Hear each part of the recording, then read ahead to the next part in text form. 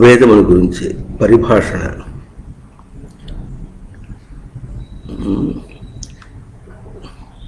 బిందు ఇంకా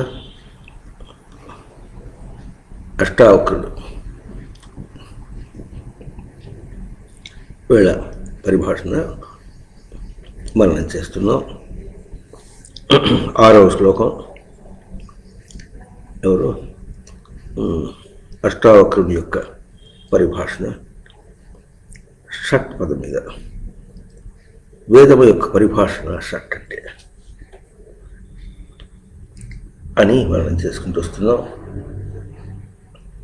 సహమర్షణే మృష తితిక్షాయ తితిక్ష తీక్షణే సాధన.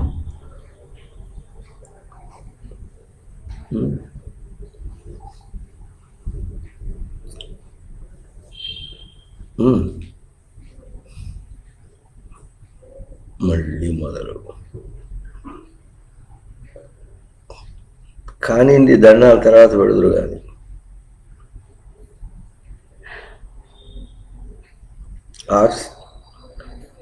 ఆలస్యంగా వచ్చి దండాలు పెట్టకూడదు, టక్కున కూర్చోవాలి, ప్రవచనాన్ని ఆపకూడదు. ఎట్లా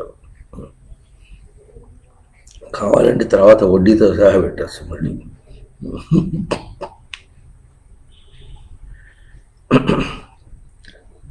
తితిక్ష తీక్షణ అనే అర్థంతో షట్ శబ్దాన్ని బాగా పఠనం చేస్తున్నాం.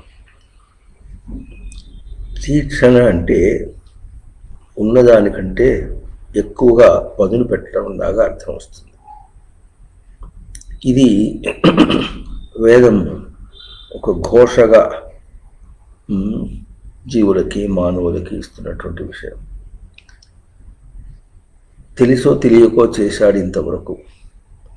అంటే అమీబా దగ్గర నుండి మనిషి దాకా తన ఉనికిని వ్యక్తం చేసుకోవటంలో తీక్షణత్వమే ప్రదర్శించాడు మనిషి. కానీ ఎట్లా వ్యక్తం చేసుకున్నాడంటే విషయానికి సమాధానం చెప్పినట్టుగా, అంటే విషయ ప్రతి అంటారు, విషయానికి తన బదులు చెప్పినట్టుగా, రెస్పాన్స్ ఇచ్చినట్టుగా, స్పందన చేసినట్లుగా చేసుకుంటూ వచ్చాడు. అయితే తన దృష్టితో ఆ విధంగా చేసినప్పటికీ తనకు విషయానికంటూ ఒక ఉనికి తన దగ్గర లేదు కనుక, ఉన్నది ఒకటే కనుక, సృష్టిలో ఉన్నటువంటి ఒక విషయమే, ఒక ఉనికి స్వరూపమే ఉంది కనుక, వేరేది ప్రయోగం చేయటం లేదు కనుక అదే కూడుకుంటూ పోయింది. కానీ తనేమనుకున్నాడు, విషయానికి ప్రతిస్పందనగా తన ఉనికిని చేసుకుంటున్నాను అనుకుంటున్నాడు. వాని లెక్కలో సంస్కారంగా అది వెళ్ళింది. వాని లెక్కలో సంస్కారంగా అది వెళ్ళింది. నిజంగా ఎటు వెళుతుందంటే ఇట్లా తనను తాను కూర్చుకున్నట్టుగా,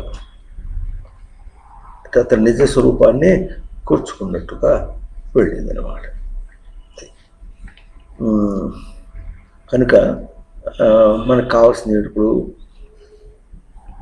ఈ స్పర్ధ వద్దు. చేసింది ఒకటి, అనుకున్నది ఒకటి అంటే చేసి వృధా. మోఘాశ మోహకర్మాణ మోఘ జ్ఞాన విశేష విచేతస రాక్షసీం ఆసురీం చైవ అన్నారు. మోహినీం ప్రకృతిం శ్రితా.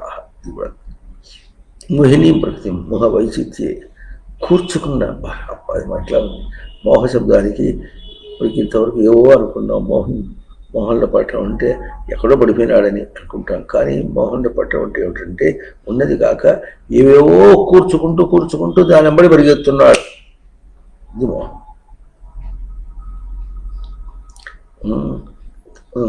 కట్టుకున్న భార్య ఉంటే ఇంకో స్త్రీ వ్యామోహం అంటారు. ఆ మోహం అంటే ఏమిటి? ఆ స్త్రీని గురించి అల్లుకుంటూ పోతున్నాడు తనకు భోగ వస్తువుగా. ఈ మాట కూడా చాలా విశేషం. భోగ వస్తువు అంటే భుజ పాలన వ్యవహారణ, పాలన చేసి తీసుకోవాల్సినటువంటి వస్తువు అని. అప్పటికి భార్య అయినా పాలన చేసి పూర్ణ వస్తుంది, రాయి అయినా పాలన చేసి పూర్ణ పాలన చేసుకోవాల్సినటువంటిది ఏదైనా అంతే. అవునా? మరి అక్కడికి ఎందుకు పోయినావు? అర్థం లేదు. ఈ వైచిత్యములకు కూర్పుకు అర్థం లేదు. వికల్పంగా కూర్చుకోవటం అన్నమాట. దీనికి అర్థం లేదు. కనుక ఇప్పుడు ఏం కావాలి? తీక్షణత్వం కావాలి. ఉనికిని తీక్షణం చేసుకోవటం అన్నమాట. ఎట్లా ఉంటుందంటే ఎక్కడికో వెళ్ళాము, మాట మీద మాట వస్తుంది. అప్పుడు మనం ఏం చేస్తాం? తను తాను ఇంకా హుషారు చేసుకొని మాట ఎదురు మాట్లాడటానికి చేస్తాడు. ఒకవేళ అణిగిపోయినప్పుడు కూడా తాను తప్పించుకోవటానికి తను తీక్షణం చేసుకుంటాడు. అనవసరమైన దానిలో మనం అక్కడ ఎదుర్కోవాల్సిన అవసరం ఉంది. మాట మీద మాట ఎటో అవుతుంది కనుక అర్థం లేదు అని జ్ఞానమైనా తాను తీక్షణం చేసుకునేది అవుతుంది. లేదు ఎదిరించి పోట్లాడి మరి ఇంకా రచ్చకెక్కి తను పాడు చేసుకున్నాడు, అది కూడా తీక్షణమే అన్నాడు. అంటే ఇప్పుడు ఏం తీక్షణం? అయితే ఈ తీక్షణంలో ఏది సరిమైందంటే వాడు అనుకునేది అది తీక్షణం ఉంటాడు, ఎదిరించడం అంటాడు. కానీ ఎదిరించడం అంటే ఎట్లా ఉంటుందంటే దానికి ఎదురు ఆచరించాలి. వాడికి ఎదురు ఆచరించడం అంటే వాడి క్రమం కంటే ఎక్కువగా పోయి అంటే తెలిసినప్పటికీ వాడి క్రమంలో విషయ క్రమంలో తాను అది ఎదిగాడు అనమాట. అట్లా కాకుండా తన క్రమంలో ఎదగటం. తన క్రమంలో ఎదగాలంటే ఏం చేయాలి? దుర్జనం ప్రథమం ముందే సజ్జనం తదనంతరం. కనుక సరే ఎట్లాగా ఉంది బా వస్తా వెళ్ళొస్తా, నేను వెళుతున్నా అయిపోయింది, తెగిపోయింది. ఆ తెగటంలో మనం గుర్తించవలసిన గొప్ప విశేషం ఏమిటంటే తాను రెచ్చిపోలేదు, వాడిని రెచ్చిపోవటానికి అవకాశం ఇవ్వలేదు. ఇది ఉభయత్ర శ్రేయస్కరమైనటువంటి ఇది తీక్షణం. ఈ మాట అర్థం చేసుకోవడం కోసమే ప్రయత్నం చేస్తున్నాం. తీక్షణం అనగానే గబుక్కున ఏదో మంట పెంచినట్టో దీపం వెలుగు పెంచినట్టో ఇట్లా అర్థం అని బయటగా అనుకుంటాం. వెలుగు పెంచడం అంటే బయట లెక్కలో అట్లా ఉంటుంది. అట్లా పెట్టినప్పుడు ఆ వెలుగులో బయటదంతా ఎట బాగా కనిపిస్తుంది అనుకుంటాము. అట్లాగే తను ఒదిగి ఉన్నప్పుడు తనకు తన స్వరూపం బాగా అర్థమవుతుంది. ఇది వెలుగు. ఈ వెలుగు పెంచడం అంటే తన వెలుగు ఎప్పుడూ కూడా తన ఎంతో తనకే. అందువల్ల ఈ తీక్షణ స్వరూపాన్ని పోయిన వారం సర్వవ్యాపి అనే అర్థంతో పోల్చుకుంటూ చాలా చెప్పుకున్నాం. ఈ సర్వవ్యాపి అనే శబ్దానికి, వ్యాపి శబ్దానికి అర్థం చెప్పడం పొందుట అని అర్థం చెప్పుకున్నాం. సర్వమును పొందుట అంటే ఎట్లా ఉంటుందంటే సర్వం శబ్దానికి బయట అర్థం కాదు, బయట అనేకం, సర్వం కాదు. అవునా? దాన్నంతా ఒక భావంలో తీసుకోవటం అది సర్వం. అర్థమవుతుందా? అనేకం వేరు, సర్వం పదం వేరు. సర్వపదం ఇప్పుడు ఎట్లా ఉంటుందంటే ఏకవచనం. అది సర్వశబ్దం ఏకవచనమే, బహువచనాన్ని పలుకుతుంది. బహువచనాన్ని ఏకవచనంలో పలకటం ఒక సొగస్పదం. అది అనేకం కూడా అట్లాగే ఉంటుంది. కానీ అనేక శబ్దం కూడా అనేక, అది ఏకవచనం చెప్పినట్టుగా ఉంటుంది. కానీ అర్థం అది కాదు. సర్వం ఇది ఏకవచనం పలుకుతుంది, అది ఏకవచనం పలుకుతుంది. అనేకమునే పలుకుతుంది. సర్వం ఎట్లా అవుతుంది? అన్నిటినీ ఏకవచనంలోకి తీసుకొచ్చి పలుకుతుంది. అనేక దానికి సర్వశబ్దానికి సర్వాహ అని పదం వస్తుంది. వచ్చినప్పటికీ కూడా ఆ పదము ఎట్లా ఉంటుందంటే అందరూ అని చెప్పినప్పుడు సర్వాహ జనాహ అన్నాం అనుకోండి, అందరూ ప్రజలు. అటువంటి కొన్ని ప్రయోగాలకు వస్తాయన్నీ. అంతేగాని సర్వశబ్దం ఇప్పుడు ఒకటిగా ఉంటుంది. కనుక సర్వవ్యాపి అంటే అన్నిటినీ పొందుట. ఎట్లా పొందుతామంటే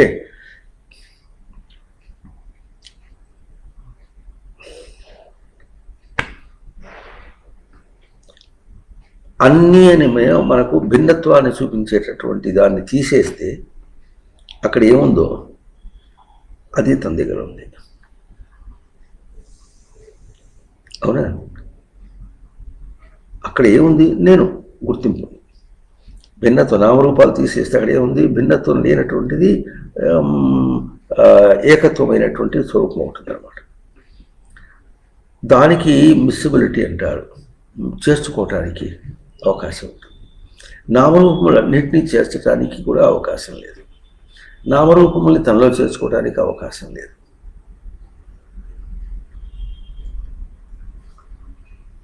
అర్థమైందా? కనుక ఈ ప్రయోగం అసలు నామరూపాత్మకంగా చేయటానికి కూడా అర్హత లేనిది.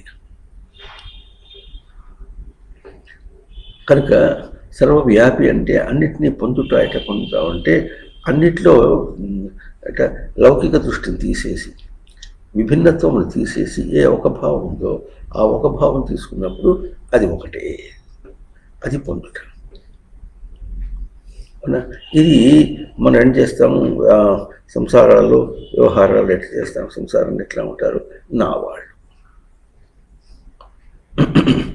ఇప్పుడు కొడుకులు పిల్లలు 5-6 పిల్లలు ఉన్నారు, ఇంకా బంధువులంతా ఉన్నారు.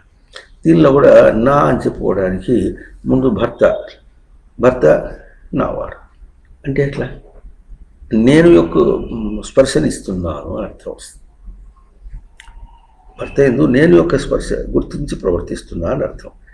కానీ మనం గుర్తించి ప్రవర్తించకుండా ఆ నామరూపములందు ఈ నేను పెట్టిన ప్రయత్నాలు చేస్తున్నాం. కానీ తన ప్రయోగంలో మాత్రము నేనునే ప్రయోగం చేస్తున్నాడు. ఆ తర్వాత భర్త దగ్గరికి వచ్చినప్పటికీ ఒకటే భర్త కనుక అట్లా వస్తుంది. అది ప్రాప్తి పొందుతాడు. ఇట్లా నేను భావంతో ప్రవర్తించడం, అది ఎంతవరకు ప్రాప్తి ఎట్లా వస్తుందంటే ఎంత శుద్ధంగా ప్రవర్తిస్తే అంత శుద్ధంగా పొందుతాడు.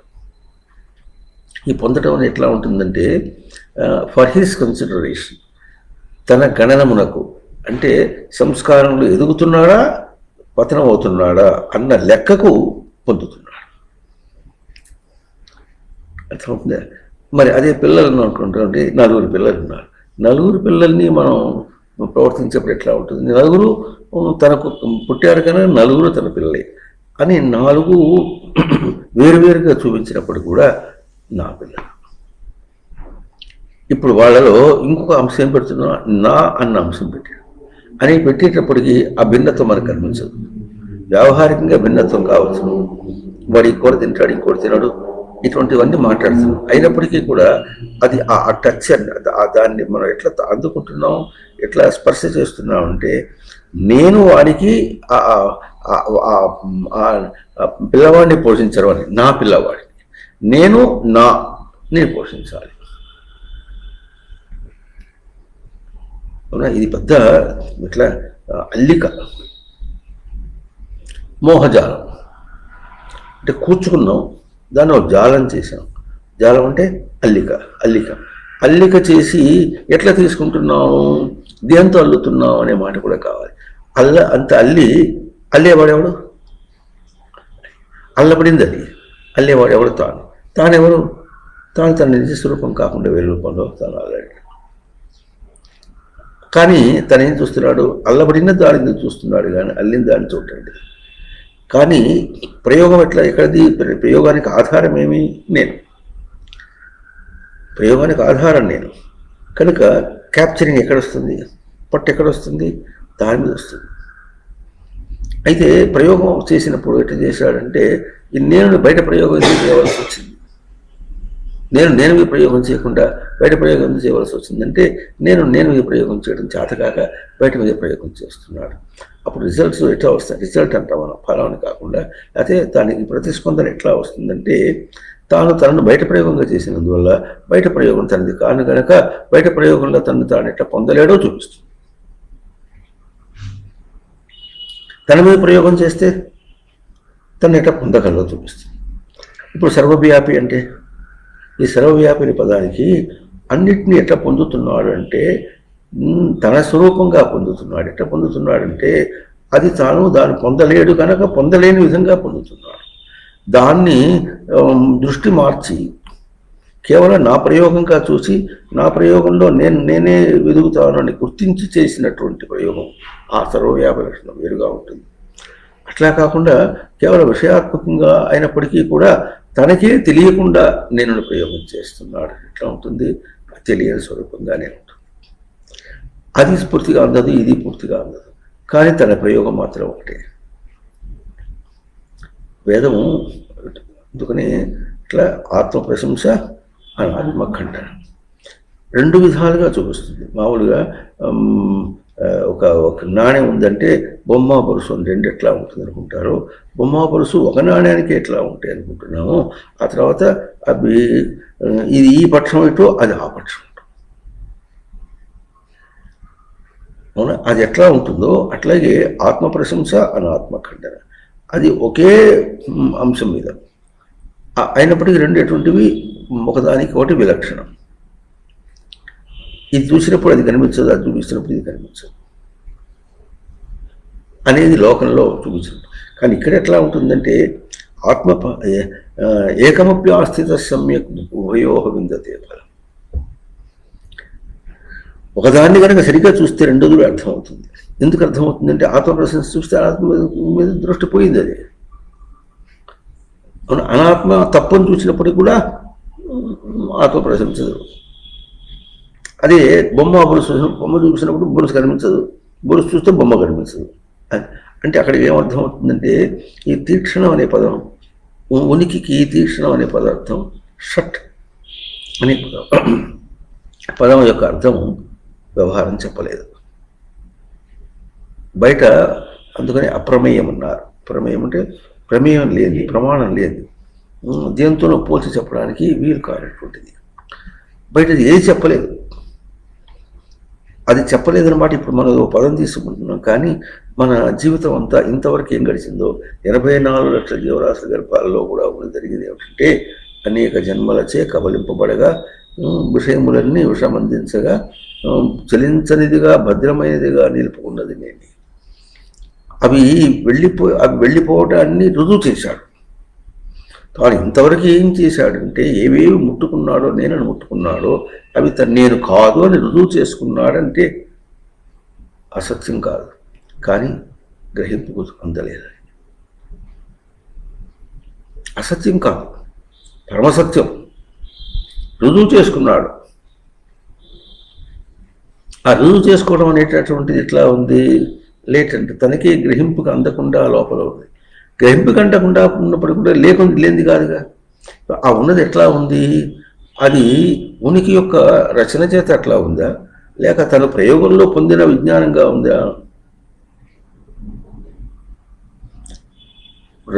సృష్టి యొక్క రచన అది తనకు ఎరుకలో లేదు. సృష్టి చేత పొందిన విజ్ఞానం కూడా తన ఎరుకలో లేదు. అది అందేదాకా తన జీవితం పక్వానికి రాలేదన్నమాట.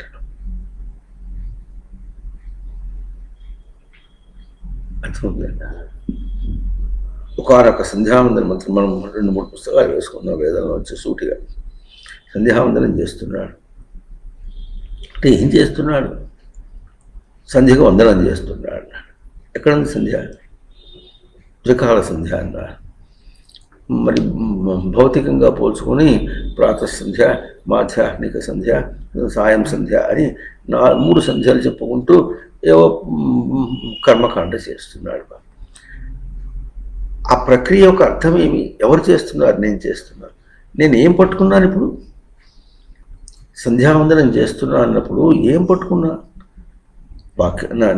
నా క్రియకి ఏం పేరు పెట్టాను? సంధ్యావందనం కర్మ అన్నాం. సరిపా అంటే ఏం చేశా? సంధ్యకు వందనం చేశా అన్న వది అట్లా అభివాదన స్థితి హోదాతు. సంధ్య అంటే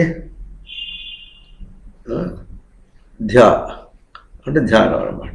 సంధ్య వికలం కాకుండా ధ్యానం చేయడం. మీకు తెలిసిన ఆ కాలం ఎందుకు చేయాలంటే ఆ కాలంలో మనం సూర్యుని గ్రహించడంలో ఒక దశ నుండి ఇంకో దశలో పెడుతున్నాం. అంటే లేమి దశ నుంచి అయితే ఉనికి దశకు వెళుతున్నాం. అవునా? ఇంకోటి ఆ ఉనికి దశ మాధ్యాహ్నిక సంధ్యాకాలం వచ్చేటప్పుడు ఒక ఆరోహణ నుంచి అవరోహణకి మరలుతున్నది అనమాట. ఆ సమయాన్ని గట్టిగా పట్టుకొని దాని సంధ్య అంటే ధారణ. అర్థమైందా? లేనిది ఇంతవరకు అందని దాన్ని అందుకోవటం ఒక ధారణ. ఇంకోటేమో అందినది ఎట్లా వస్తుంది? మనకు సంధ్య అంటే మధ్యాహ్నం, మిట్ట మధ్యాహ్నం అంటే సూర్యుడు అందడం అనేది మళ్ళీ దిగిపోతున్నాడు కానీ అని మనం అర్థం చెప్పుకుంటాం. అసలు ఆ మాటకు వస్తే మరి 10 గంటలకి తాను సూర్యుని ఎట్లా గ్రహించాడో 10 గంటల 1 సెకండ్కి ఎట్లా గ్రహించాడు, వేరే విధంగా గ్రహించాడు. అయితే ఇది ఆరోహణ గ్రహింపు అన్నాడు. ఆరోహణపు గ్రహింపు. మరి తర్వాత ఏమవుతుంది, అవరోహణపు గ్రహింపు వస్తుంది.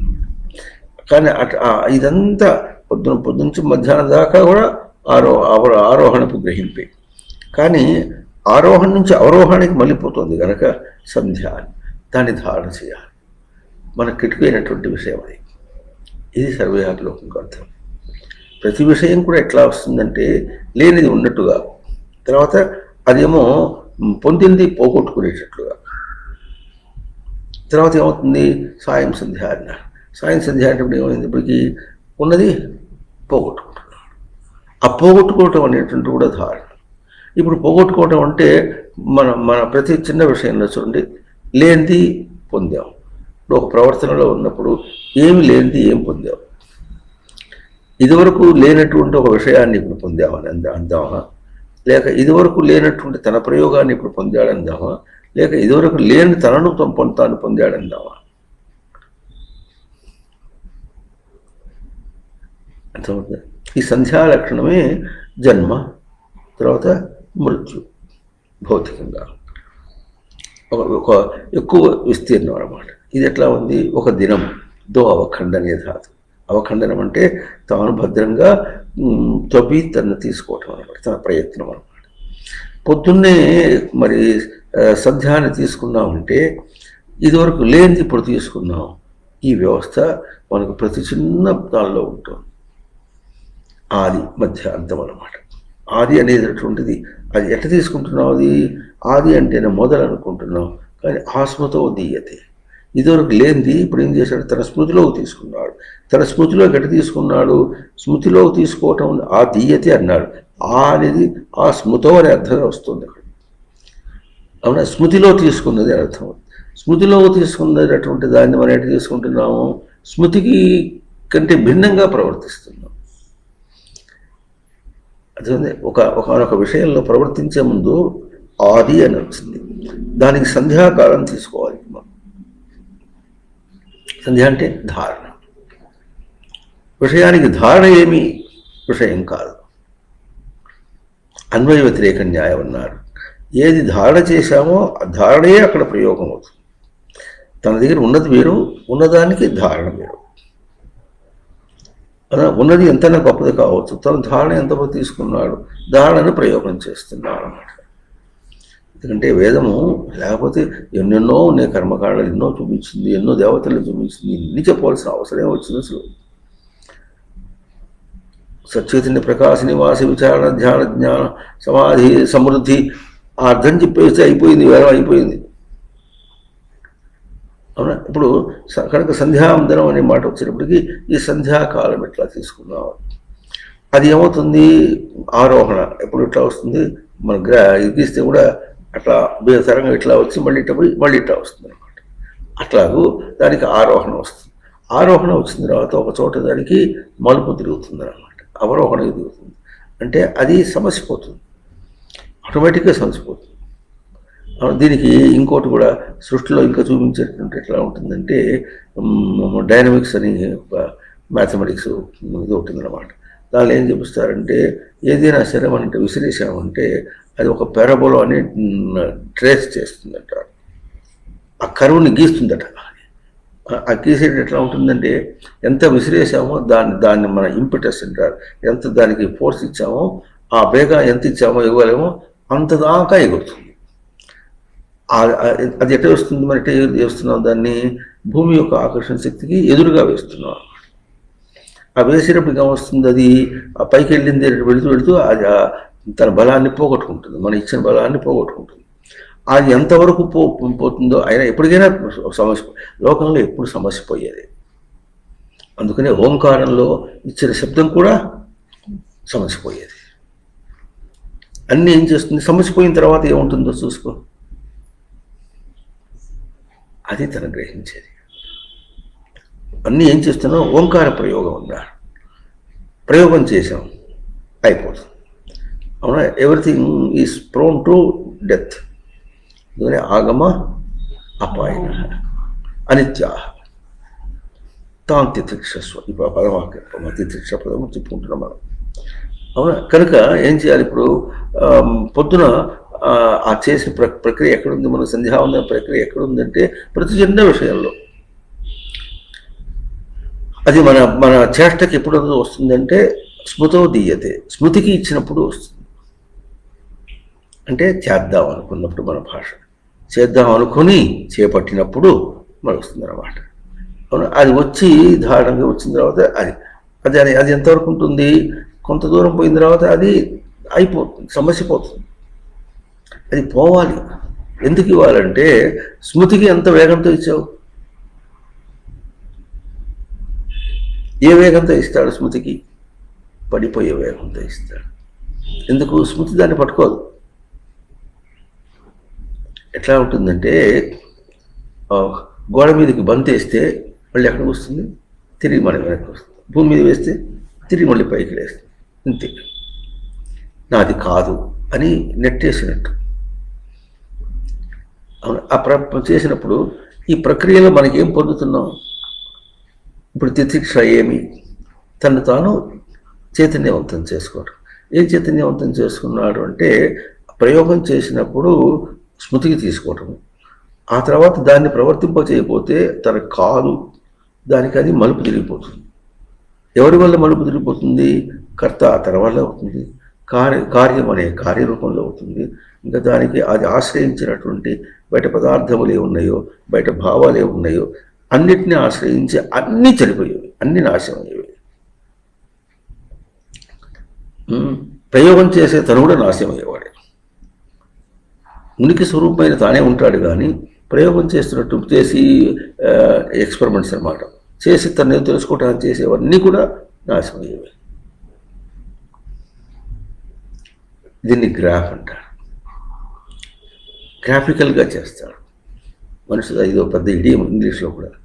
Graphical, people are graphical. కానీ అవుతుంది. ఆ తర్వాత మధ్యకాలంలో ఏం చూపిస్తుందంటే మనం గుర్తించవలసింది ఏమిటంటే మాధ్యాహ్నిక సంధ్యాకాలం. మాధ్యాహ్నికం అంటే అక్కడ మధ్య అహ్న మధ్యాహ్న అంటే అహ్నే మధ్య, అహని మధ్య అంటే పగయందు మధ్యార్థం అన్నమాట. దాన్ని చివరికి కావచ్చినప్పటికీ దాన్ని తద్ధితం అంటారు. మాధ్యాహ్నికం, మధ్యాహ్నము మాధ్యాహ్నికం. మాధ్యాహ్నిక సంధ్యాకాలం. సంధ్యాకాలం అంటే శబ్ద సంఖ్యానం. సంధ్యను పలికించుకో, ధారణ పలికించుకో. అది అక్కడ గుర్తించేప్పుడు మనకు అర్థమైపోయింది. అది కనుక గుర్తించావంటే మలుపు తిరిగిపోయింది. మనం గుర్తించటంలే, అక్కడే తెలిపోతుంది. ఈ మాటని మనం కఠోపనిషత్తులో 3వ వల్లిలో ఋతం పిబంతౌ సుకృతస్య లోకే గృహాం ప్రవిష్టౌ పరమే పరార్థే ఛాయాతపో బ్రహ్మవిదో వదంతి పంచాగ్నయో ఏ చ త్రినాచికేతా శ్లోకం. అక్కడ ఛాయాతపో బ్రహ్మవిదో వదంతి. ఈ ఛాయాత తప్ప చెప్పినప్పుడు ఇదే ఉపమానం చెప్పుకుంటాం మనం. సూర్యుడు ఎదురుకుండా నిలబడినప్పుడు ఎట్లా ఉంటుంది?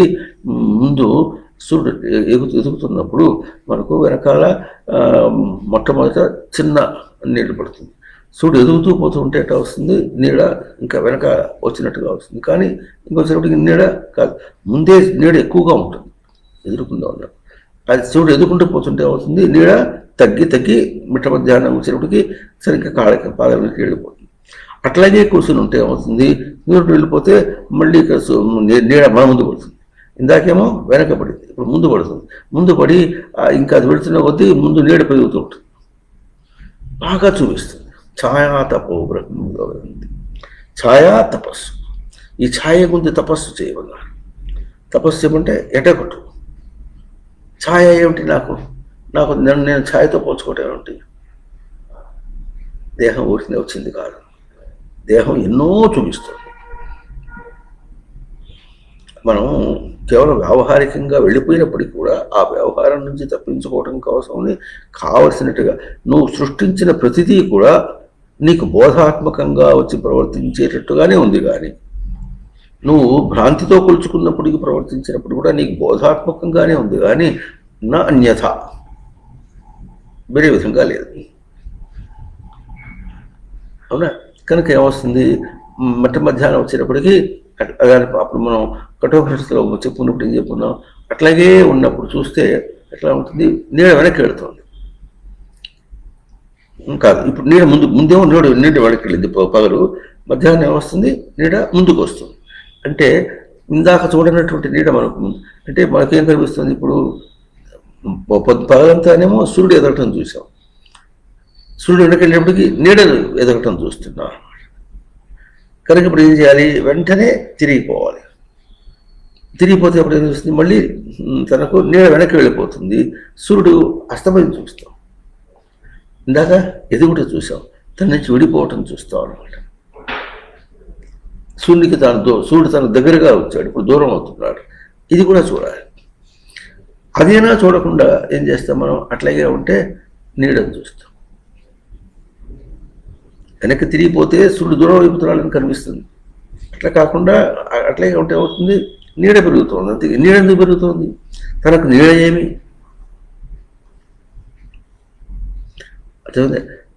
తన గ్రహింపు వెనక్కి వెళ్ళిపోయేటప్పటికీ తన స్వరూపం తనకు నీడ వచ్చేసింది అన్నమాట. కనుక ఇప్పుడు ఇదంతా పరిశీలన చేస్తున్నామా లేదా అన్న విషయం తర్వాత. ఇదంతా ఏమవుతుందంటే తనకు సర్వవ్యాపి అన్నారు, అదంతా తన్నే పొందుతుంది. దేనికోసం పొందుతుంది, ఆలోచించి విచారణ చెయ్యి.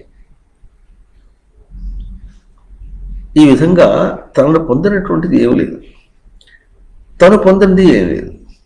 అదే తనను పొందుతోందా, తాను దాన్ని పొందుతున్నాడా అన్న మాట వస్తే ఉభయత్ర సత్యమే.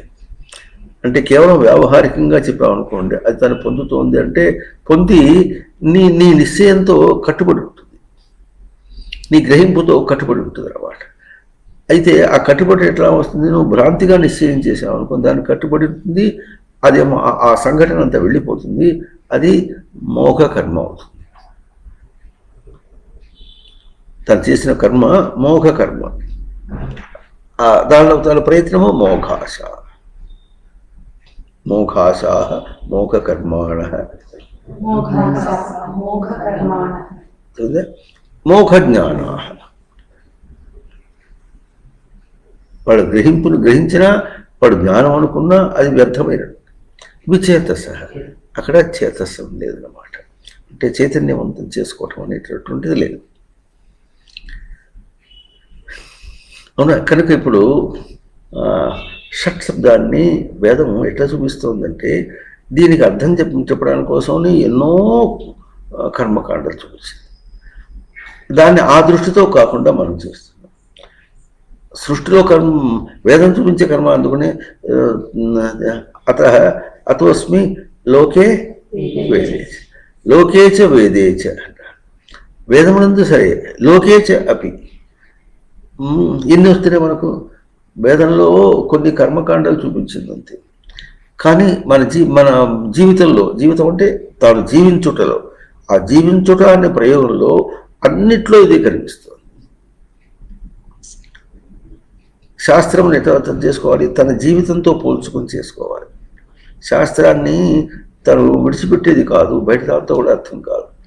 శాస్త్రమును అందుకనే గ్రంథం అభ్యాస మేధావి జ్ఞాన విజ్ఞాన తత్పర ఫలాలమేవ ధాన్యార్థి చర్య గ్రంథం అశ్రేష్ట. గ్రంథం మీద వదిలిపెట్టేశాడు, కానీ తన ప్రయోగం వచ్చినప్పటికీ ఏ ప్రయోగం తత్తుంది.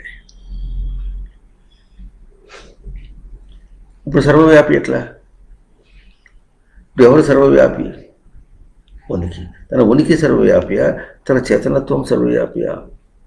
చేతనత్వం చేత సర్వవ్యాపి అయినాడా, ఉనికి చేత అయినాడంటే సృష్టి ఎట్లా చూపిస్తుందంటే, ఉనికికి సర్వవ్యాపకత్వం అనేటటువంటిది ఎట్లాగంటే అవతల దాన్ని పొందుట అర్థం కాకుండా తాను తన స్థానంలో నిలిచుటే తనకు సర్వవ్యాపకం.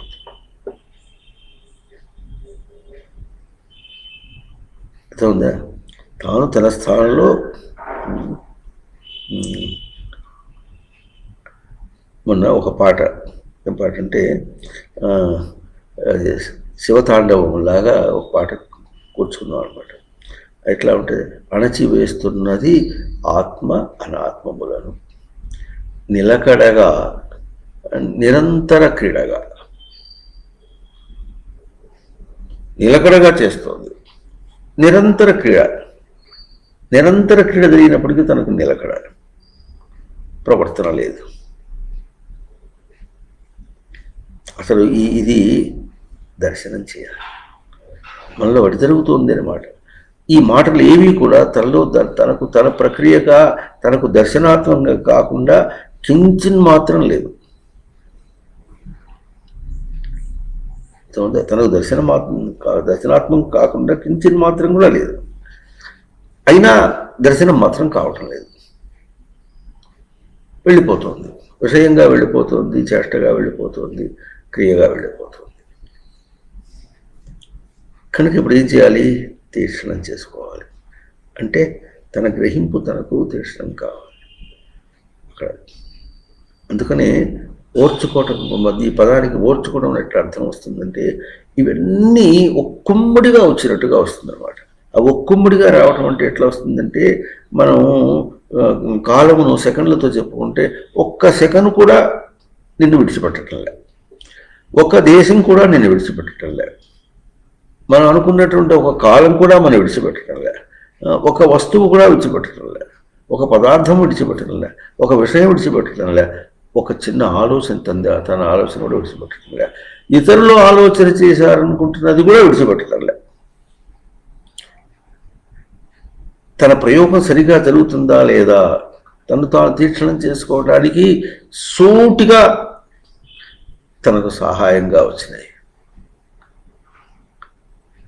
సూటిగా, ఇండైరెక్ట్ ఛానల్స్ కాదు, డైరెక్ట్ ఛానల్ అన్నమాట. ఇండైరెక్ట్ అంటే చాటుగా రావటం లేదు, సూటిగా వస్తుంది. ఆ రావటం ఎట్లా వస్తుందంటే, ఇప్పుడు సర్వస్వరూపాన్ని తాను ఎట్లా తీసుకుంటున్నాడు, తనతో పోల్చా, దాంతో పోల్చా, అవునా? ఇట్లా కేవలం తన దగ్గర నుంచి వచ్చుకున్నట్టుగా ఇప్పుడు ఎవరితో మాట్లాడుతున్నాం, తనతో పోల్చే మాట్లాడుతున్నాం. కానీ తనతో పోల్చి వేటిని పోలుస్తున్నాము? ఇంద్రియాలని పోలుస్తున్నాం. ప్రతి ఇంద్రియము తనకు ఏం చూపిస్తుంది? తన దగ్గర ఎన్నో బయట అనేకంగా కనిపించినప్పుడు కూడా తన దగ్గరికి వచ్చినప్పటికీ అది ఏకరూపంగానే ఉంటుంది, అవునా? ఆ స్థానంలోనే ఏకరూపంగా ఉంటుంది. ఇప్పుడు దృశ్యములు చాలా ఉన్నాయి. దర్శనం తను చేశాడుకోండి, దర్శన రూపంలో ఏకంగా ఉంది, ఉనికి రూపంలో కూడా ఏకంగా ఉంది. తన గ్రహింపుకి ఉనికి రూపంలో కూడా ఏకంగా ఉంది. అప్పుడు దూరం అవుతుంది ఉనికి స్థానం నుంచి దర్శన స్థానం. ఇప్పుడు ఉనికి స్థానం నుంచి దర్శన స్థానం ఎట్లాగో అట్లాగే ఉనికి స్థానం నుంచి దర్శన స్థానం దాటి ఇంకా చెప్పుకున్నామే సంధ్య అన్న పదం తీసుకున్నాం. అంటే ధారణ. ఏం ధారణ చేస్తున్నాము? విషయ ధారణ చేయటం లేదు, సూర్యుని ధారణ చేయటం లేదు. ఏం చేస్తున్నాడు? తనని ధారణ చేస్తున్నాడు. తన ధారణ చేయటానికే అవకాశం. ఆ అవకాశం ఇచ్చినట్లుగా మరి రోజు యొక్క ప్రయోగము ఆ విధంగానే ఉంది. రోజు యొక్క ప్రయోగం ప్రాతః సంధ్య, మాధ్యాహ్నిక సంధ్య, సాయం సంధ్య, మరి తర్వాత ఏమో రాత్రి అయిన తర్వాత మళ్ళీ ప్రాతః సంధ్య అని ఎట్లాగో ఆవృతంగా ఎట్లా వస్తుంది అనుకుంటున్నాము, అట్లాగే ప్రతి విషయము ఆ విధంగా వస్తుంది. ప్రతి విషయంలో మనము ఎక్కడ స్పర్శ తీసుకుంటున్నామో, ఇలా చెప్పినట్టుగా కాలం యొక్క స్పర్శయో, దేశం యొక్క స్పర్శయో, వ్యక్తి యొక్క స్పర్శయో, విషయం యొక్క స్పర్శయో ఏమి తీసుకున్నప్పటికీ కూడా అన్నిటికీ ఈ ప్రయోగం. ఏ ప్రయోగం ఉంది? ప్రాతః సంధ్య, మాధ్యాహ్నిక సంధ్య, సాయం సంధ్య.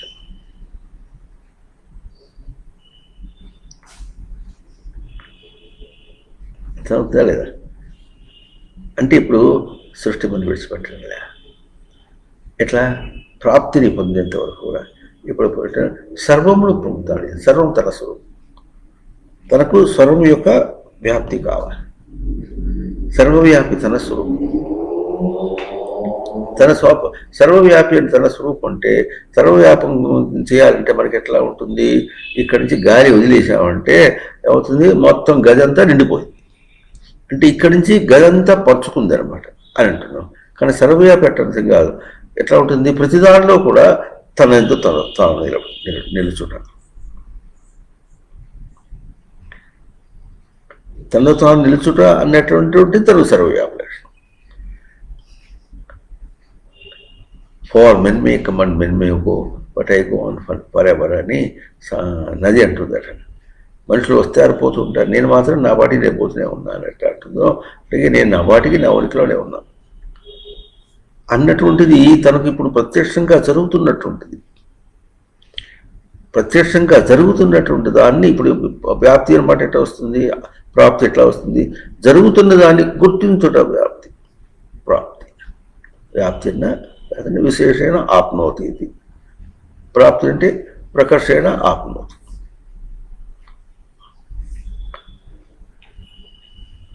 అర్థమవుతుందా? కనుక భేదం యొక్క ప్రక్రియ ఎంత శుభ్రంగా స్పష్టంగా ఉందంటే, మన చిన్న అంశం ప్రవర్తన అంశమును కూడా, ఇప్పుడు దాన్ని ప్రవర్తన అంశం ఉందామా మరి క్రియా అంశం ఉందామా?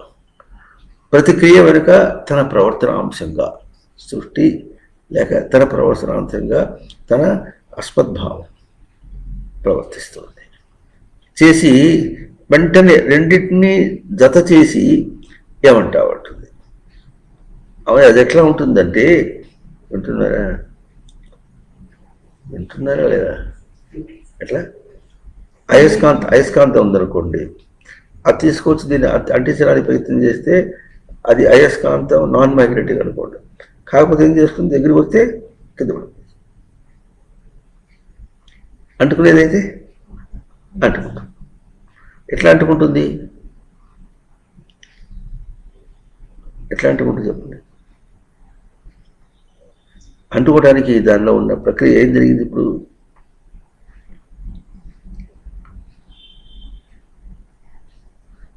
తన అయస్కాంతమును దానికి మ్యాగ్నటైజ్ చేయటం ఉంటారు, దాన్ని అయస్కాంతం చేస్తుంది. అంటే అయస్కాంత శబ్దానికి అయగతో ధాతు, కముకాంతో ధాతు. అంటే తన ప్రవర్తన తనకు వెలుగుగా ఉంటుట. అయస్కాంతానికి తన ప్రవర్తన తనకు వెలుగుగా ఉంది. అది దీనిలో చేరిందంటే దానికి కూడా ఈ ప్రవర్తన వెలుగుగా ఉంటే దీనిలో చేరుకుంటుంది, లేకపోతే చేరుకుంటుంది. అవును, ఇది అట్లా లేకపోతే ఏమవుతుంది, జారిపోతుంది. మనం పోయినవన్నీ అట్ట వెళ్ళిపోయాయి, అన్నీ జారిపోయినవి, అయస్కాంతం కాలేదన్నమాట. అంటే తన ప్రవర్తనను దానికి విలువగా ఇవ్వలేకపోయినాడు. ప్రయోగం అయితే జరిగింది కానీ తన ప్రవర్తనను విలువగా ఇవ్వలేకపోయినాడు. తన ప్రవర్తన ఎట్లాగూ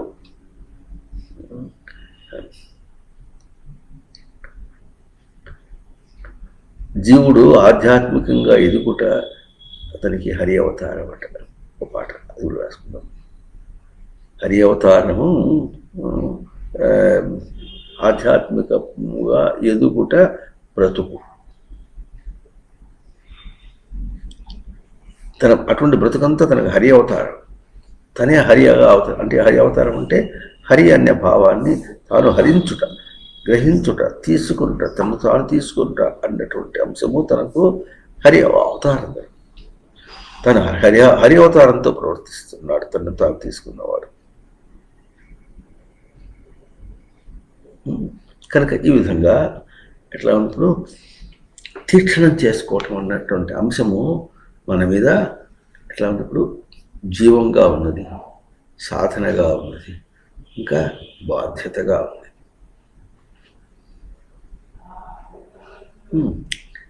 ఇప్పుడు ఒక ఉపమానం చెప్పుకున్నాం. ఏం చెప్పుకున్నాం? సంధ్యాకాలంతో పోల్చుకొని చెప్పుకున్నాం. ఆ చెప్పుకోవటంలో కూడా అవతలది ఇంకా చెప్పుకోవాలి. ఇది ఎట్లా ఉంది? మలుపు తిరిగిన తర్వాత ఏమవుతుంది? సూర్యుడు వెలుగు తగ్గిపోతుంది. సూర్యుడు వెలుగు తగ్గిపోతుందా?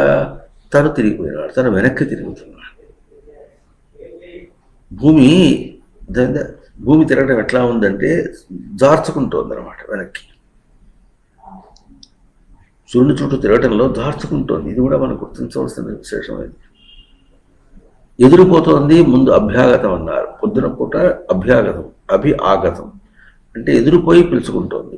ఎదురుపోయి పిలుచుకుని వస్తూ ఏం చేస్తుంది? పిలుచుకున్నట్టుగానే పోయి, అంటే ఎదురుపోయి పిలుచుకోవడం అంటే ఎట్లా ఉందంటే, సూర్యుడు ఇట్లా ఉందంటే ఇట్లా ఎదురుపోతుంది. ఎదిరిపోయి ఇంకా ఎట్లా ఉంటుందంటే అప్పడాలు కాల్చుకోవాలంటే మన ఇంకా దగ్గరగా పోయి కాల్చుకునేట్టు ఎట్లా ఉంటుంది, ఇట్లా అవుతుంది. అయితే ఇట్లా ఉంటే ఇట్లా తిరిగిపోవడంలో మళ్ళీ వస్తుంది, ఆ ప్రయత్నం వెనక్కి వెళ్ళిపోయింది. ఈ తన ప్రయత్నం లోపం కానీ సూర్యులో ఇంకా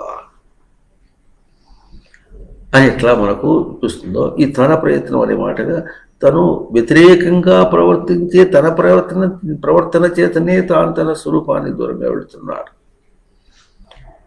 నాణ్యత వేరే విధంగా కాదు. ఇది ధారణ పదంతో తెలుసుకోవాలని. అక్కడ సంధ్యాశబ్దానికి ధారణ శబ్దంతో మాటి మాటికి లోకంలో మనకి ఎట్లా ఉంటుందంటే, అందుకని స నిశ్చయన యోక్తవ్య యోగో అనిర్విణ చేతస, విణ చేతస నిర్విణ చేతస అనిర్విణ చేతస. విణ్ణం అంటేనేమో వివిధ ఈ సప్త లక్షణాలు వస్తాయి అన్నమాట. అటువంటి చేతస్సు అంటే చిత్తం లెక్క చైతన్యవంతం చేసుకోవడం. నిర్విణ్ అంటే నిర్గతం విణ్ణం, ఈ సచ్చిదానందముల స్మృతిని నుంచి జారిపోవటం, పోగొట్టుకోవటం అన్నమాట. ఇది నిర్విణ్ణం. అనిర్విణ్ణం అంటే పోగొట్టుకోవడం అనేది లేకుండా అటువంటి చేతస్సుతో, అది నిశ్చయన యోక్తవ్య అన్నారు. అయితే మనకేం చూపిస్తోంది, మనది గ్రహీతృ గ్రహణ గ్రాహ్యం. గ్రహీత తన స్వరూపము, తన గ్రహణములు అంటే ఇంద్రియములు, గ్రహములని ఇంద్రియములు ఏం చేస్తున్నామంటే దాంతో పోల్చుకుంటే, బయట దాంతో పోల్చుకుంటేనే అది ఉపమానం. ఆ ఉపమానం ఏం చూపిస్తుంది, ఆది మధ్య అంతములు చూపిస్తుంది, అంతములు కూడా చూపిస్తుంది. అదే కానీ అట్లా కాకుండా దాన్ని ఉపమయంతో పోల్చుకుంటే ఏమవుతుంది, ఆదిని తను చూచిన వాడైనాడు, మధ్యన చూసిన వాడైనాడు, అంతము చూసిన వాడైనాడు. అన్నిటి ఎటు చూస్తున్నాడు, తనతో పోల్చుకుని చూసుకున్నాడు. ఎటు చూపించున్నాడు, తనతో పోల్చుకుని ఎటు చూసుకుంటున్నాడు అంటే తనకు విషయ ప్రవృత్తిలో ఉపమానంగా వస్తున్నాయి. అప్పుడు ఏం చేయాలి, ఉపమానమును విషయ ప్రవృత్తితో సహా ఉపమానమును కూడా వదిలేసి ముచ్యంతే తే అపి కర్మభి అపి ముచ్యంతే, కర్మతో సహా వదిలేస్తాడు. ఆ కర్మ శబ్దం వచ్చినప్పటికీ ఇక్కడ కర్మ శబ్దం భగవద్గీతలో కర్మకు యోగం అని ఎప్పుడు చెప్పుకున్నాడో, ఆ కర్మాన్ని కూడాను బయట మనం చేసే సాధన కర్మకి అర్థం వస్తుంది.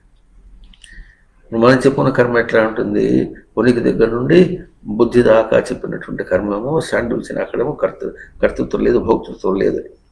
ఇప్పుడు లేదు అని బోధ చేయవలసి వచ్చింది కర్మయోగంలో. కర్మణ యోగ, కర్మయోగ చెప్పండి. కర్మణ అంటే కర్మచేత యోగం అన్నమాట. అంటే ఇప్పుడు ఏమవుతుంది, సాధన కర్మ. అవునా, ఈ పదం మనం అందులో కర్మ శబ్దాన్ని మనం బాగా అర్థం చేసుకోవాలి, కన్ఫ్యూజ్ కాకూడదు ఎప్పుడు కూడా. కర్మ పదం ఎక్కడ వాడుతుంది, ఎక్కడ వాడబడుతున్నది అని చూసేటప్పటికీ ఆ సందర్భంలో అక్కడ అది అంటే, ఇప్పుడు ఉదాహరణ ఎట్లా ఉంటుంది అనుకోండి, అది హెడ్ మాస్టరు ఏం చేశాడు, అందరినీ పిలిచాడు, అన్ని తరగతుల వాళ్ళని పిలిచాడు. మనకి ఇట్లా అవుతుంది అందరు బాగా చదువుకోవాలి అన్నాడు. అంటే ఇప్పుడు ఏమర్థం,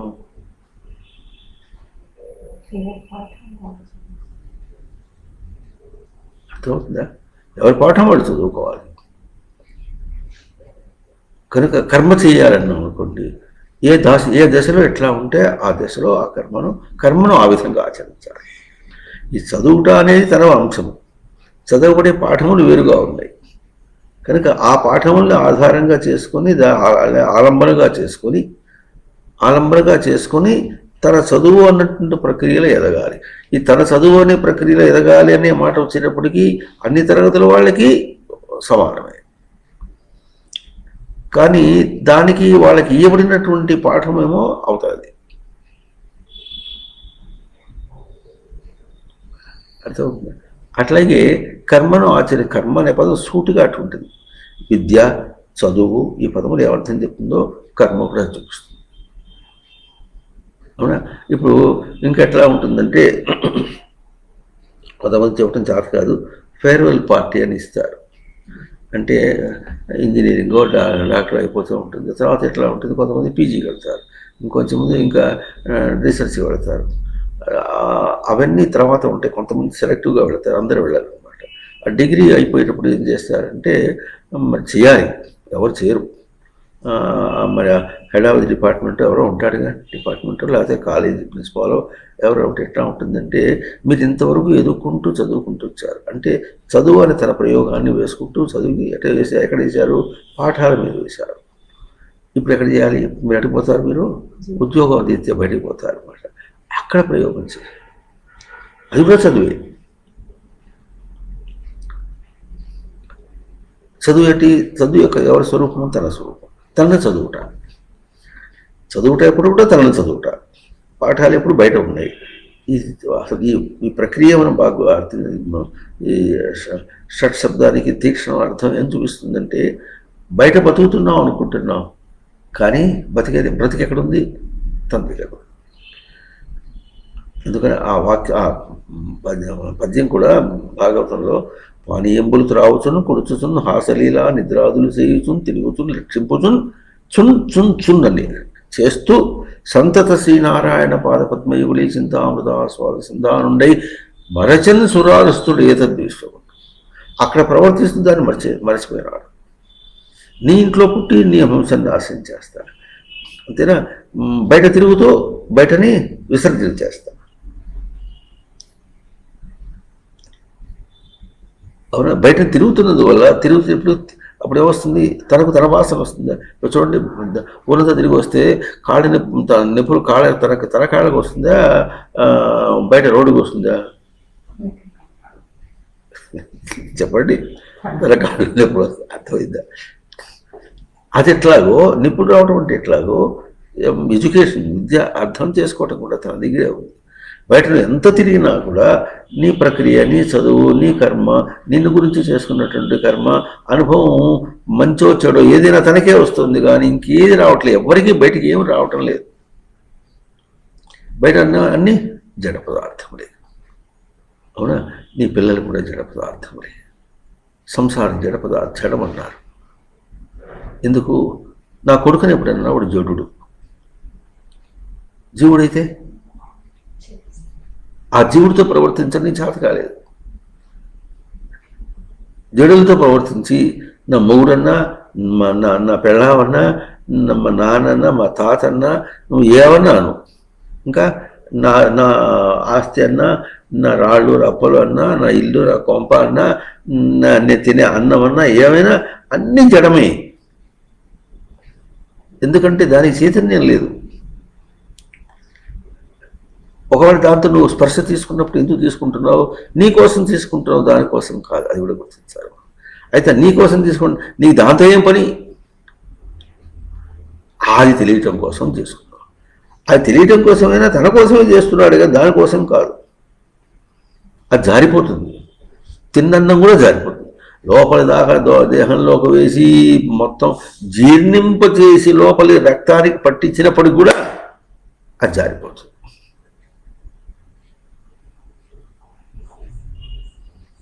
దాని యొక్క సిద్ధాంతమే అది, దాని క్రమమే అది. దట్స్ ఎ ఫిజికల్ ఆర్డర్, ఇది నాన్ ఫిజికల్ ఆర్డర్. తనని ఎదుగుతుంది, అది జారిపోతుంది, తను ఎదుగుతాడు. గుర్తించాలి. ఎదిగే పక్షం ఉంటావా, జారిపోయే పక్షం ఉంటావా. జారిపోయే పక్షం ఉంటే ఏమవుతుంది, ఒకడేమో ఏదో పోగొట్టుకున్నాను ఏడుస్తాడు, అయిపోయినప్పుడు ఇంకోటి కొత్తగా వచ్చిందనో, లేకపోతే ఇంకా లోకంలో కొన్ని నీతులు ఒకటి ఉంటాయి. అంటే ఏడవకూడదు, జీవితం అంటే ఎట్లా ఉంటుంది, చాలా స్పోర్టివ్గా ఉంటుంది, ఉత్సాహంగా ఉండాలి అని జీవితంలో పరిగెత్తడం గురించే చెప్తాడు.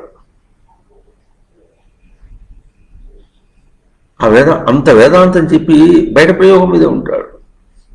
ఏడవద్దు అంటాడు. ఏదైనా ఉంటే ఏం చేస్తాడు, మన వాళ్ళు ఏం చేస్తారు, కాస్త మనసు చూకుమని కొంచెం విషాదంగా మనిషి ఉంటే ఏం చేస్తారు, 4 మాటలు పలకరించి వాడికి ఆ విషాదం తీసి మళ్ళీ ఎప్పుడు తృప్తి అవుతుంది, మళ్ళీ వాడు లేచి యథావిధిగా తిరుగుతూ ఉంటే అంటాడు. యథావిధి ఏది, ఏ విధి అది, లౌకిక విధిగా యథావిధిగా. అంతేనా?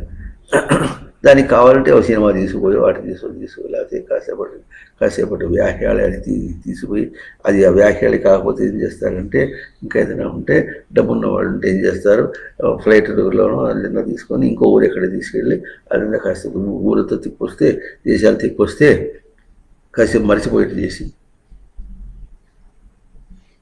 ఏం ప్రయత్నం చేశావు ఇప్పుడు నువ్వు? ఏం మర్చిపోవడానికి ప్రయత్నం చేశావు? ఒక విషయాన్ని మర్చిపోవడానికి చేశావు. ఎందుకు చేశావు? ఉంటే ఏమైంది? అతనికి విషాదం కలిగింది. ఆ మాట గుర్తించద్దు. దొంగదించి బండను ఎత్తుకున్నట్టుగా ఇది పోతే ఇంకోటైనా అది విషాదమే కలిగించేది కదా. అవునా? అక్కడ మరి శాశ్వత ఉపాయం గురించి ఏం ఆలోచించావు? కనుక దిగిపోవటం అనేది, లేకపోతే సూర్యుడు దిగిపోతున్నాడా, భూమి దింపుకుంటుందా? భూమి దింపుకుంటుంది. సూర్యుడు వైపు పెడుతున్నట్టుగా వెళ్ళి ఏమైంది? సూర్యుడి కంటే దూరం అయిపోయింది. తన వృత్తం అది వృత్తాకారంగా ఉండటం వల్ల ఆ వృత్తాకారం కూడా చూపించింది. భూమి గుండ్రంగానే ఎందుకు ఉండాలి? పళ్ళెల్లాగా ఉంటే ఏమైంది? అర్థమవుతుందా లేదు? ఇట్లాగే ఎందుకు ఉండాలి? పంచమహాభూతులు ఇట్లాగే ఎందుకు ఉండాలి? అర్థమైందా? మనిషి అంటే ఇట్లాగే ఎందుకు ఉండాలి?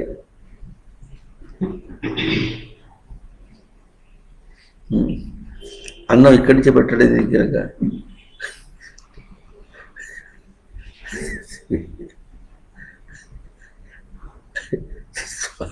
బాధ్యత ఉండేవారు. దేవుడు కరుణామయుడు కనుక అన్నం ఇక్కడ పెట్టిస్తున్నాడు. ఆయన కోపం వచ్చిందంటేనా ఈ బయట వదిలేసేది ఇక్కడ లోపల పెట్టేది అక్కడే పెడతాడు, జాపం పెట్టుకోబట్టాడు. అది కేవలం భౌతికంగా చెప్తూ నవ్వినట్టుగా ఉంది కానీ అది జరగటం లేదు.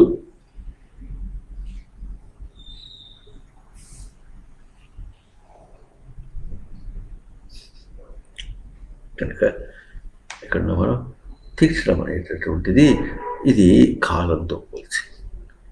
అవునా? రాత్రి ఏం చేస్తున్నావు? కొంచెం ఉన్న ఆలోచన ఉండదు. మనం సూర్యుడు లేడుగా, లేకపోతే దీపాలు పెట్టుకుంటాడు. అప్పటికి ఏం చేశాడు? పగలంతా కొట్టుకుని మనం ఏం చేస్తాం? ఎక్కువసేపు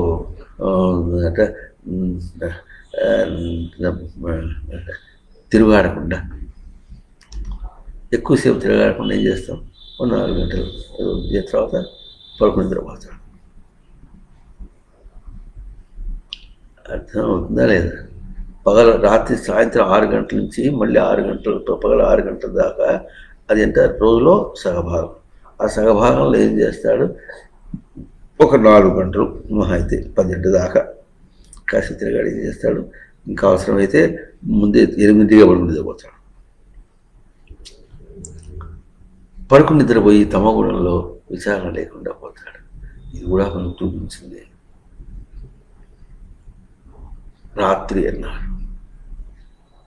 అవునా? రాత్రి ఎట్లా అవుతుంది? యా నిశా సర్వభూతానాం తస్యాం జాగ్రత్త సంయమి యస్యాం జాగ్రత్త భూతాన్ని సా నిశా పశ్యతోనే. ఆ శ్లోకానికి మనం వ్యాఖ్యానం చెప్పుకున్నాం. అట్లా సామాన్యుడితో పోల్చి సాధకుని యొక్క వ్యవస్థను చెప్తుంది చూడు అర్జున అని. వాళ్ళ నిశరాత్రులు మిడిన నిశరాత్రులు తేడా ఉంది, దృష్టి తేడా ఉంది, పూర్తి తేడా ఉందన్నమాట. కనుక ఈ విధంగా మనకు జరుగుతున్నటువంటిదంతా కూడా మనని పరిగెత్తించేటట్టుగా జార్చేసేటట్టుగా ఉంది. విషయంతో ప్రవర్తించేంత జార్చేటట్టుగా ఉంది. అది జార్చేస్తుందో, అది జారిపోతుందో, తనే జార్చుతున్నాడో గుర్తించాలి. ఎందుకు జార్చుతున్నాడంటే తాను తన స్వరూపంతో దీనికంటే విలక్షణమైనటువంటి వాడు. విలక్షణం అంటే లక్షణం అంటే దర్శనం చెప్పుకున్నాం. అంటే అక్కడ ప్రవర్తిస్తూ ఉంటే తాను దర్శనం చేస్తున్నాడు. ఆ దర్శనం చేస్తుంటే తనకు తన దర్శనం అందటం లేదు, అందుకుని వదిలేశాడు. స్వరూప దర్శనం అందటం లేదు, స్వరూపం అందటం లేదు. అందుకని ఏమవుతుంది? ప్రాతఃసంధ్య ధారణ. తన స్వరూపాన్ని అక్కడ దాన్ని ధారణ చేసినప్పటికీ ప్రాతఃసంధ్య ధారణ చేస్తుంటే కొత్త ఒక ఇంత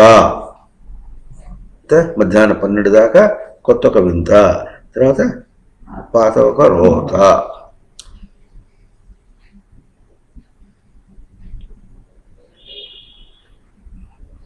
అర్థమవుతుందా? ఇప్పుడు ఈ వ్యవస్థలో ఇది కూడా ఆలోచించండి. ఇందాకేం చెప్పుకున్నాం, రాత్రి అయితే నిద్రపోతాడు. ఇది కూడా తన పాటు తను తీర్షణం చేసుకున్నట్టు ప్రయోగమే, కానీ నిజంగా తీర్షణం కాలేదు అది. అర్థమవుతుందా? ఇందాక ఏం చెప్పుకున్నాం, అందరూ బాగా చదవండి అంటే ఎట్లా ఉంటుందో అది కూడా బాగా చదువు, బాగా ఆలోచన చేస్తే ఎట్లా ఉంది. అంత దూరంలో కూడా నా పాఠమే చెప్తున్నారే, నేను పాఠమే జరుగుతుంది. ఇంత మూర్ఖత్వంలో కూడా, భ్రాంతిలో కూడా నేను పాఠమే జరుగుతుంది, నేనుగా గ్రహించవలసిన పాఠమే జరుగుతుంది. చదువే అవుతోంది, అక్కడ విద్యే అవుతోంది, వేరే కావటం లేదే.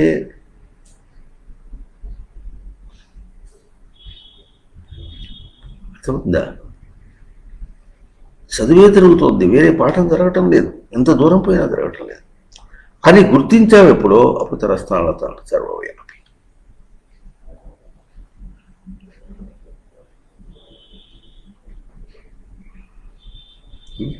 ఇది ఒక కర్మకాండ.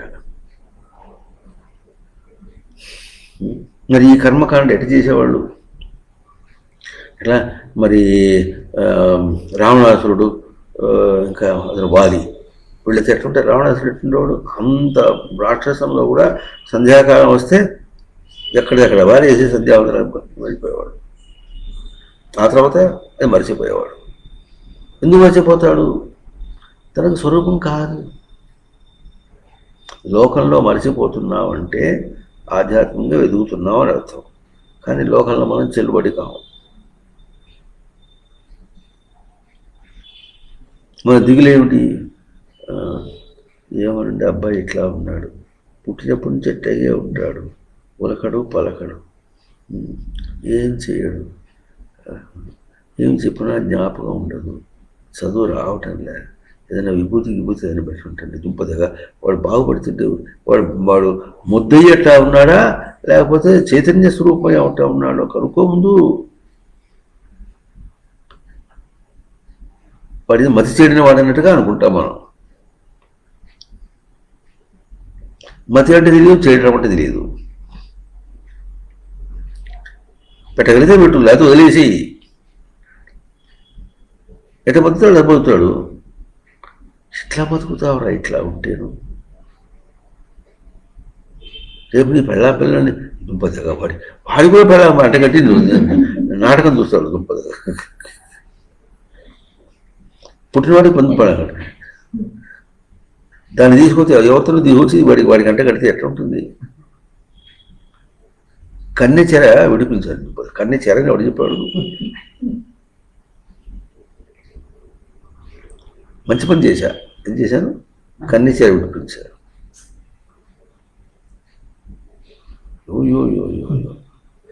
ఏమన్నా అర్థం ఉందా? తనతో పోల్చుకుంటే ఇట్లా కనిపిస్తుంది, లోకంలో పోల్చి ఎట్లా ఉంటుంది? మంచి పని చేశాను. ఇంకా పిల్లవాడు ఎవరినట్లా ఉంటే తన ఆస్తిని దేనికోసం వాడికి ఆ ఆస్తి అంటకద్దామని ఎంతో ప్రయత్నం చేస్తున్నాడు, త్యాగం చేస్తున్నాడు. ఈ మాటలు వస్తాయి లోకంలో మాట్లాడితే. ఎంత గొప్ప. అందుకనే శ్రేయాన్ స్వధర్మో విగుణ పరధర్మా స్వనుష్ఠిత. పరధర్మము స్వనుష్ఠిత, బాగా అనుష్ఠానం చేయబడినప్పుడు ఎంత గొప్పగా చేసినా నీ కొడుకులకి కూతుళ్ళ కోసం ఏం చేసినప్పుడు కూడా నువ్వు చేసిన కొద్దీ వాడిని పాడు చేసావు అన్నమాట. ఇది మనకు అర్థం కావాలి. ఎందుకు అర్థం కావాలి అంటే, పాటు చేయడం అంటే అర్థం ఏంటంటే వాడు పోయేటప్పుడు ఏం తీసుకుపోతాడని ఒక్క ఆలోచన చేస్తే చాలు. తాను తన సంగతి కూడా తాను దేహం విడిచిపెట్టి పోయినప్పుడు ఏం చేస్తాడు, దాన్ని ఎంతవరకు కూడగట్టుకుంటున్నాడు, కూర్చుకుంటున్నాడు అనే అంశం తన దగ్గర ఆలోచన చేయాలట్టాగో ఆ తర్వాత వాళ్ళకి కూడా చేసి దానికి అడ్డం కాకుండా ఏం వ్యవహారం చేస్తావో చెయ్యి. ఇప్పుడు అధమాధమ పక్షంలో ఇప్పుడు ఏం చూపిస్తుందంటే, నువ్వు లోకంలో ఏం ప్రవర్తించినప్పుడు కూడా అది నీ యొక్క లెక్కకే కానీ దాని యొక్క లెక్క కాదనే మాట ఎట్లా ఉంది? అది సర్వవ్యాప లక్షణం, అది అక్కడే ఉందన్నారు. ఎందుకంటే అక్కడ తన ప్రయోగమే కానీ ఇంకో ప్రయోగం కాదు. తన ప్రయోగానికి వేరే పరిణతి ఎట్లా వస్తుంది? తన ప్రయోగానికి ఫలితం ఏమొస్తుంది? దానికి పరిణతి ఏమొస్తుంది? తానే తన ప్రయోగం అది చూపించు, అది చూడాలి. అది చూడాలంటే గొప్ప జ్ఞాని. ఆ గొప్ప జ్ఞానాన్ని విషయాత్మకంగా చూపించేసి చూడరా, వాడు చూడ ఎట్లుతాడు, వాడు చక్కగా డబ్బు సంపాదిస్తున్నాడు, బాగా సంపాదిస్తున్నాడు, వాడి పిల్లలంతా ఎట్లున్నారు చూడు, ఏం చూసేది అని వీడు అంటే జాతర అది వీడికి. వీడు అంతగా లోకంలోకి యాక్టివేట్ చేయటం చేత కాకపోవటం అనేటటువంటిది అనర్హత కాదు.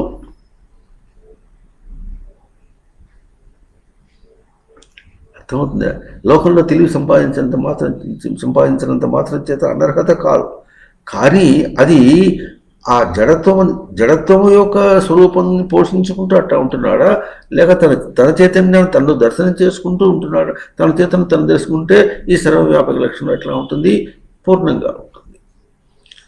అవునా? అట్లా కాకుండా చేసేవాళ్ళుకోండి, ఏమైనా సరే, నువ్వు జడుడైనా సరే నీ ప్రయోగమే ఏం చూపిస్తుంది? నీ జడత్వాన్ని విరగొట్టేంత వరకు కూడా నీ ప్రయోగంలో చేసి నీ జడ ప్రయోగాన్ని నీ నెత్తి మీద కొట్టి మొట్టి అయినా సరే చూపిస్తుంది.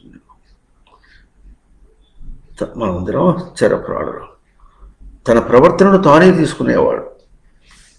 అసలు టోటల్ ఇంటెలిజెన్షియా ఇస్ దాట్. తెలివంతా అక్కడ ఉంది. సృష్టిలో తెలివి ఎట్లా ఉందంటే తన గతి భక్షణం, తన ప్రవర్తన తానే తీసుకోవడం. ప్రవర్తన తన దగ్గరే ఉంది, ప్రవర్తన తానే తీసుకుంటాడు. అర్థమవుతుందా? తను చెరప్రాణి. ప్రాణి అంటే ప్రథితం నయతి. ఈ చర లక్షణాన్ని సృష్టి ఎట్లా రచించిందో దానిని తీసుకోవడం. అది కదా మనం ఇది స్వర్ణోత్సవ సందర్భంలో ఆ వేదిక మీద నమస్కారం చేయించి ఏం చూపించుకున్నాం? నమస్కారం వాళ్ళు ఆచరించారు. ఎవరికి వెళ్తుంది నమస్కారం? వాళ్ళకి వెళ్తుంది. నీకటే వస్తుంది.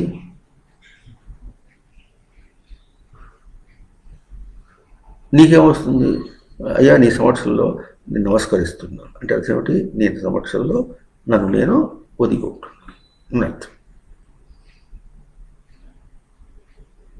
ఆయనకేం గౌరవం ఉందాలో ఏం లేదు. గౌరవం ఉన్నా తనకే వస్తుంది. ఒంటికి ఏం చేస్తుంది?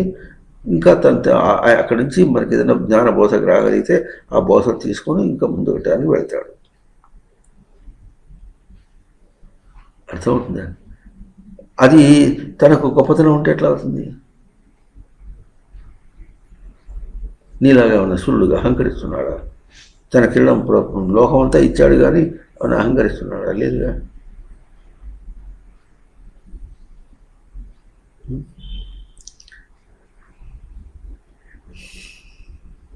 అన్నారా? ఇది ఒక ప్రయోగంగా. ఇప్పుడు కేవలం దైవం మీద పెట్టుకున్నప్పుడు మనం ఏం వేసుకున్నాం? శతరుద్రీయం పుస్తకం వేసుకున్నాం. శతరుద్రుని ఏం చూసాము? రుద్రుడు అన్నారు. రుద్రుడు అంటే రుద్ర్ అశ్రు విమోక్షణే ధాతు. అంటే అశ్రువులు విమోక్షణం, విడుచుట అంటే ఏడ్చుట అని అర్థం. మరి రోదయతి అంటే ఏడిపిస్తాడు అని అర్థం. అశ్రు విమోక్షణం అంటే అశ్రు అంటే అశ్రు వ్యాప్తం.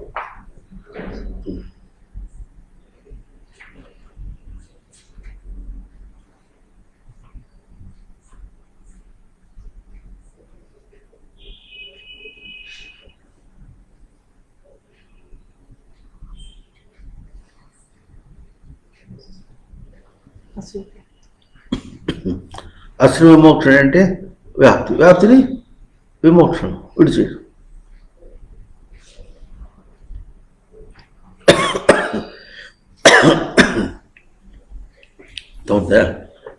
అంటే ఆయన పేరు రుద్రుడు. రుద్రుడు అంటే ఏడ్చేవాడనా ఏడిపించేవాడనే?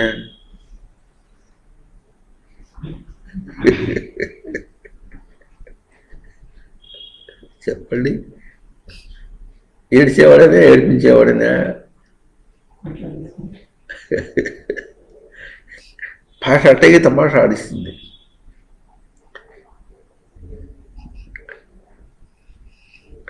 నేను చూసి ఆయన ఏడుస్తున్నాడు, నువ్వు మాత్రం ఏడవడం లేదు అంటే అర్థమైనప్పటికీ ఆయన ఎవడు? ఆ రుద్రం. రుద్రం అంటే ఏడు చోట ఆడేప్పుడు అంటే అసువ్యాప్తో వ్యాప్తిని పోగొట్టుకుంటుట. అర్థమవుతుందా? వ్యాప్తిని పోగొట్టుకుంటే దానికి ఏడుకునే మాట ఎక్కడ వచ్చింది? వ్యాప్తిని ఎట్లా పోగొట్టుకుంటున్నావు? ఇచ్చిన ప్రతి అవకాశం కూడా తనకు వ్యాప్తి కదా, విశేషమైన ఆప్నోతి. దాన్ని పోగొట్టుకుంటున్నాడు. దానికేమో ప్రసిద్ధార్థం అని చెప్పారు. ప్రసిద్ధార్థం అని చెప్పి, ఓ రుద్రుడా మమ్మల్ని ఏడిపించకు, మా కొడుకును చంపకు, మా అనస్తోకి తోక తోక మా తనయ్య మా తనయ్య నా తనయ్య నా తనయుల్ని నా తోకల్ని నా చెవుల్ని పీకల్ని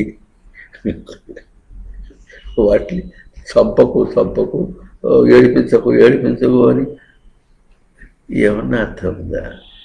వేదం ఇట్లా అర్థం చెప్తుందా?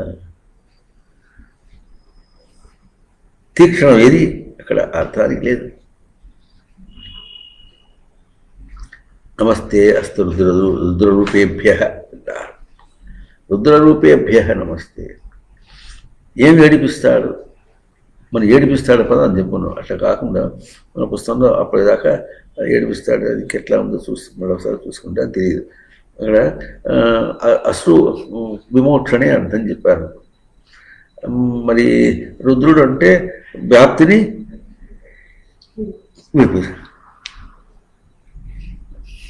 మనిషి ఏమనుకుంటున్నాడు? బయట వ్యాపించి తాను వ్యాప్తిని పొందాలనుకుంటున్నాడు. తన కీర్తి ఎంత దాకా ఉండాలంటే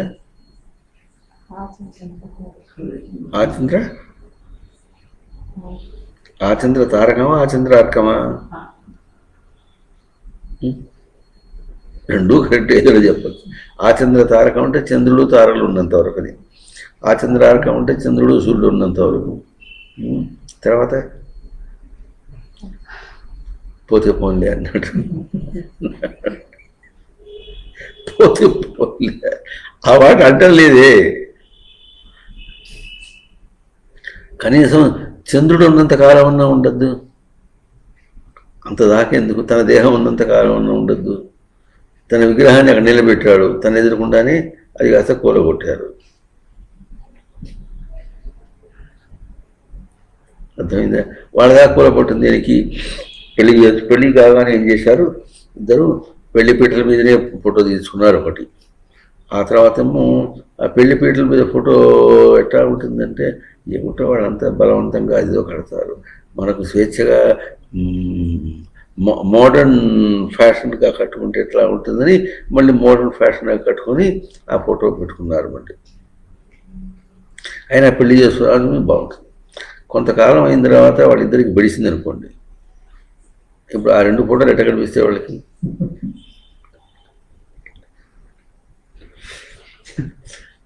ఆచంద్ర తారకం కాదే తన కీర్తి, ఆ కాస్త సరిగ్గా లేదే.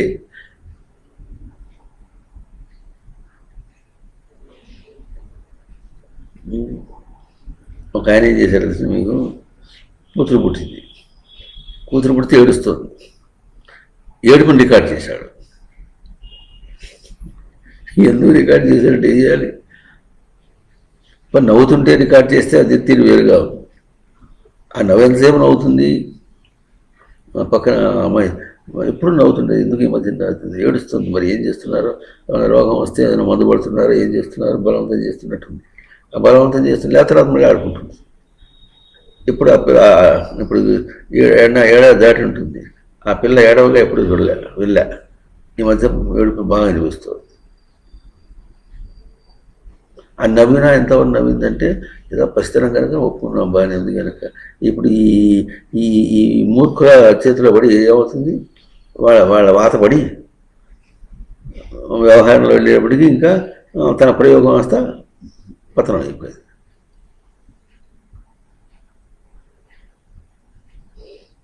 అర్థమవుతుందా? కనుక ఈ విధంగా ఏమవుతుంది, రుద్రుడు ఏడిపించడం అంటే అసలు రుద్ర శబ్దానికి ఏడిపించడం అర్థం కాదు, అశ్రు అంటే వ్యాప్తిని పోగొట్టుకోవడం, వ్యాప్తిని పడేయడం జరుగుతుంది. ఇప్పుడు ఏ రుద్రుడు పడేస్తున్నాడు?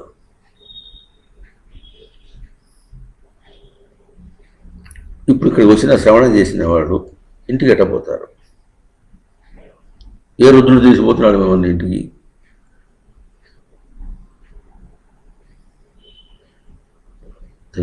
ఇంటికి పోయిన వాడు ఇంటికి పోయినట్టుగా ఉండొచ్చుగా.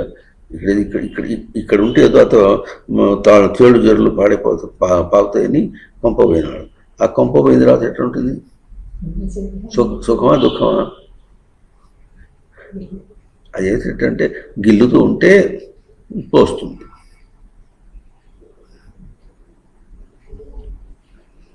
గిల్లుతూ ఉంటే తోస్తుంది అంటే ఏం గిల్లుతోంది, ఏం తోస్తుంది? మనకు కాలం గడిచిపోయినట్టుగా తోచినట్టుగా ఉంటుందా, లేకపోతే తనకు తన స్వరూపం తోచినట్టు ఉంటుందా? అది ఎప్పుడు వస్తుంది? తన స్వరూపంతో పోల్చుకుని, గుర్తించి స్వరూపంతో పోల్చుకుని ఇంట్లో వ్యవహారం చూస్తూ ఉంటుంటే చచ్చెర పుట్టాలి.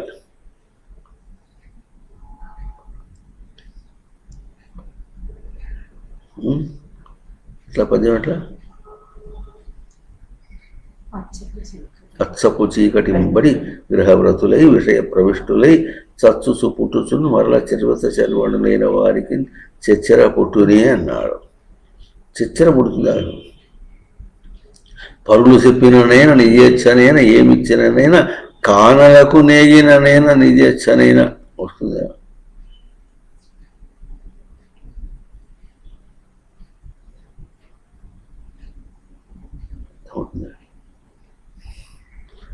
అట్లా మరి రుద్రుడికి అభిషేకం చేయాలంటే అభిషించతి. ఇట్లా సించతి అంటే తడుపుట. రుద్రుని తడపడం అంటే తడపాలి. నేను తడపాలి.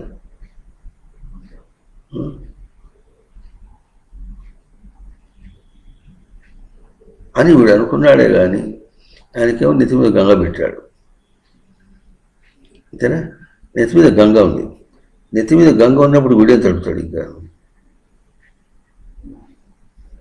స్వామి వారితో మాట చెప్పుకుంటాడు. నెత్తి మీద బండ పెట్టినట్టుగా ఒకటి వెళ్ళాడు. అది పుడుకొని అది పొలుసు ఉడిపోయిందా, నెత్తి పొడుచుకుంది పెడతాడు. దానిలోకి ఓవర్ హెడ్ ట్యాగ్ నుంచి ఒక కనెక్షన్ పెడతాడు. ఇక పట్టుంటాడు. కింద ఏం చేస్తాడు? ఉచ్చబొట్టు పండిట్టు ఒక చిల్లు పెడతాడు. ఇక పట్టు ఇట్లా నిత్యాభిషేకం. తర్వాత ఇంకోటి ఏమిటి, మనం నిత్య దీపారాధన పెడతామే, అఖండ దీపం.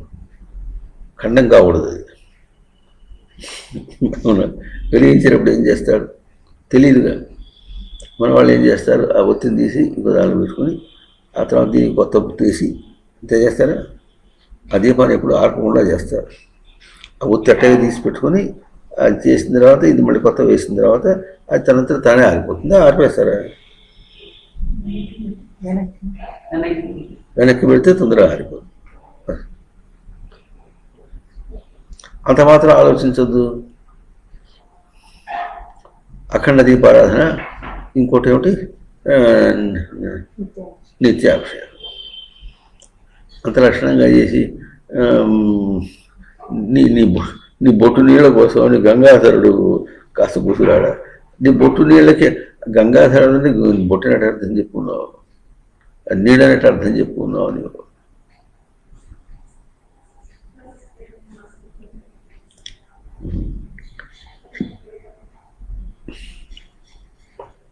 స్పష్టమైన ప్రవర్తన చేరటం గంగాలక్ష్మి. అదివు అది మన ఇంట వంటకు ఒక్క కూడా లేదు. ఇట్లా ఇస్తాడు. తెలియదు అసలు ముందు. మరి ఇప్పుడు ఆ వేదం ఏం చెప్పింది? అది తెలుసుకోమని చెప్పింది. అది తెలుసుకోమని చెబితే నా కొడుకుని చంపకుండా మనవాడిని చంపకంటే నీ కొడుకుని ఎవరు చంపుతున్నారు చెప్పండి? వాడేది వస్తున్నాడా, నీకు నువ్వు వస్తున్నాడా? అసలు వాడు ఎవడు, యాడుండు? ఇగో వీడే నా కొడుకు అని వాడు చూపిస్తే ఎవరా నువ్వెవరంటే నేనంటాడు.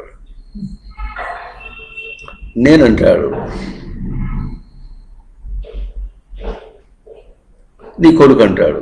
ఎందుకంటే బెదిరించావుగా. ఆడించాడా, బెదిరించాడా? అలవాటు చేశాడు. ఆడించడం, బెదిరించడంతో దానిలో కలిపేసి మసిపూసి మారేడుకాయ చేసి ఏం చేశాడు? వాడిని కొడుకు అనిపించుకున్నాడు. అన్నంత మాత్రం చేత తన స్వరూపాన్ని వదులుతాడా? నేనంటాడు. మళ్ళీ 2 మాటలు మాట్లాడుతున్నాడు అనమాట. వాడి తెలియదు. 2 మాటలు మాట్లాడుతున్నాడు. నా కొడుకు ఇదేమిటబ్బా, నీకు ఏదో రోగం పట్టుకుందని అర్థం.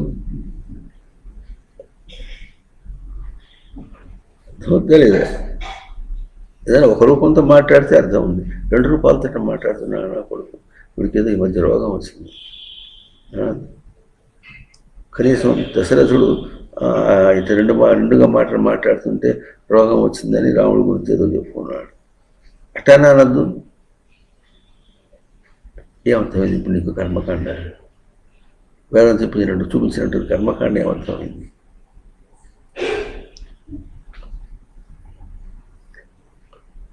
చమకం దగ్గరికి వచ్చేటప్పటికి అన్నీ నాకే కావాలి. చామే అది బి కావాలి, అది బి కావాలి, ఇది బి కావాలంటే అది బి కావాలంటే అర్థం ఏమిటండి?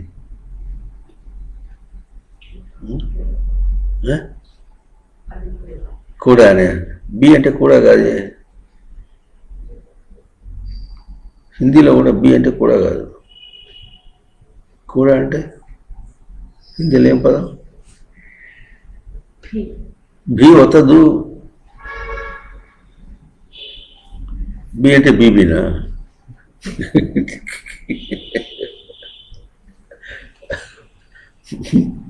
మామూలులో అక్కడ ఏం చేస్తారంటే అబ్బి అని పిలుస్తారు పిల్లవాడిని. అబ్బి అని పిలిచి అబ్బి కాసిన చివరికి బి అయింది. అవునా? ఎంబి అంటారు వాడు.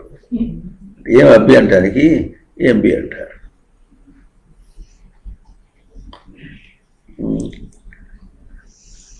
అన్నీ నాకు కావాలంటే స్వామివారు ఏమంటుంటారు? ఎక్కడ పెట్టుకుంటారు?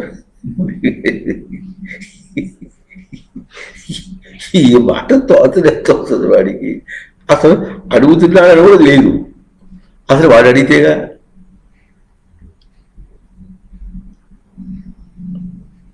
అర్థం అవుతుందా? వాడు అడిగితేగా అది ఏం జరుగుతుందో లేదు. ఎవరో చెప్పుంటారు ఇట్లా రుద్రాభిషేకం చేస్తే కూతురు పెళ్ళి అవుతుంది, ఏదో అట్లా ఇటుగే దానికి ఏదో పెడుతుందో దానికి ముడి పెడతారు. దానికోసం చేస్తాడు, రుద్రుడి కోసం చేస్తాడు. అభిషేకం కోసం చేస్తాడా? ఇంకా ఎట్లా ఉంటుంది? అందరినీ పిలిస్తే అటువంటి కార్యక్రమాలు చేస్తుంటే వాడు ఇల్లు అంతుంటే కార్యక్రమాలు చేస్తారు. వాడు చాలా భక్తులు అని అందరు చెప్పుకోవద్దు. అందుకనే చేస్తారు. ఎప్పుడన్నా కనీసం పుట్టినరోజు పండుగ ఎందుకు చేస్తారో తెలిసేవాడు తెలియదు. కొన్ని చచ్చిన రోజు తద్దినం, అది కూడా పుట్టినరోజే కదా. తద్దినం పుట్టినరోజు కూడా తద్దినం. పుట్టినరోజు రోజున తద్దినం కర్మ బ్రాహ్మణుడి పిలిపించి తద్దినం పెట్టేసి తద్దినం రోజు పుట్టినరోజు కర్మలాగా ఏ అర్థం లేదు. ఏం చేస్తావు పుట్టినరోజు కూడా చేస్తే? వాడిని లేని పండు పాడు చేయడానికి అంతగానే ఏం లేదు. వాటి నువ్వు పుట్టావు అని చెప్పు. ఎన్నేళ్ళు అయింది పుట్టి అంటే మరి అదైనా చెప్పమంటే ఎన్నేళ్ళు అయిందంటే I'm now 29. How old are you అంటే నువ్వు ఎంత ముసలివాడివి అని అర్థం. I'm 29 years old. నేను 29 సంవత్సరముల ముసలివాడిని అని అర్థం అన్నమాట. ఇక్కడ పెట్టుకుంటావు అవన్నీ ఇస్తే. పోనీ ఏదైనా చిన్న చిన్న వస్తువులు అంటే ఇంకా నీకుంటేదేమో సింగిల్ రూమ్ టెలిమెంటల్ ఇది. ఉన్న సామాను అక్కడ పెట్టుకోవడం చేత కాక ఓ మంచం వేసి ఆ మంచం కింద పెడతాడు అన్ని. ఎప్పుడైనా ఇంట్లో ఎలుక దూరిందంటే దానికి నివాసానికి కావాల్సినంత చోటు.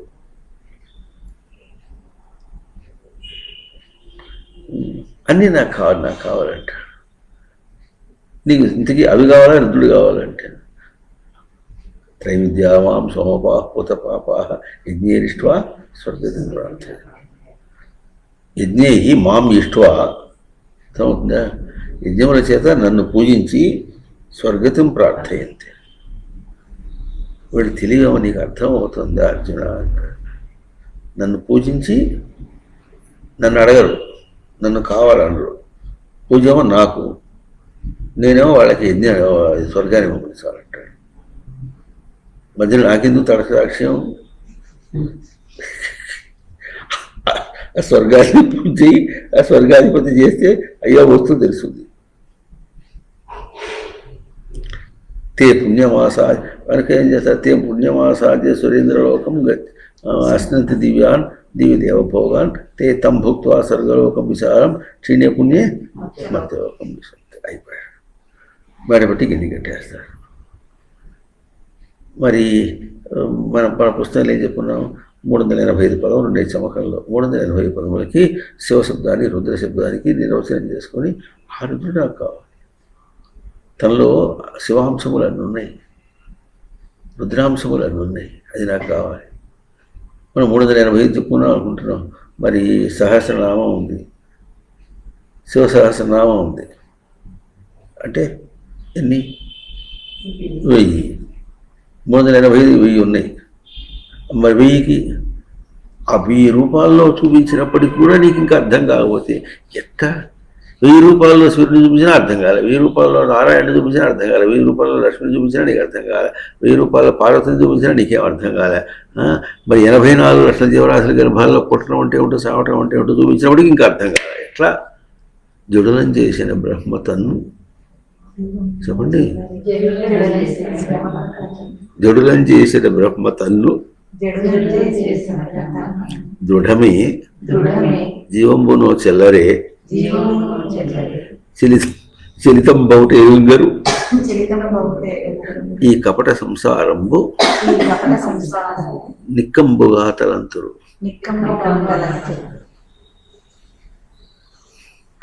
చివరికి రాక్షసుల చేత కూడా తిట్టించుకోవాల్సి వచ్చింది. మన గతి అంతవరకు వచ్చింది. ఏమంటాడు? అయితే జడులం చేసిన బ్రహ్మ తన్ను. బ్రహ్మ అంటే ఆయన చేస్తాడు, ఆయన ఒకటి కాదు. ఏ బ్రహ్మ? తన ఎదుగుట తనకు తన జడత్వం చేసిందా? అందరూ ఎదుగుతున్నా అనుకుంటున్నారు. లోకంలో ఎవరైనా క్షీణిస్తున్నా అనుకుంటాడా?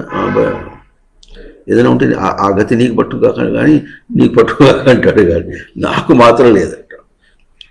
కానీ ఎదగడం జడులం చేసిన బ్రహ్మ తన్ను దృఢమే. నిజమా? చేశాడా? జీవంబును చెల్లరే.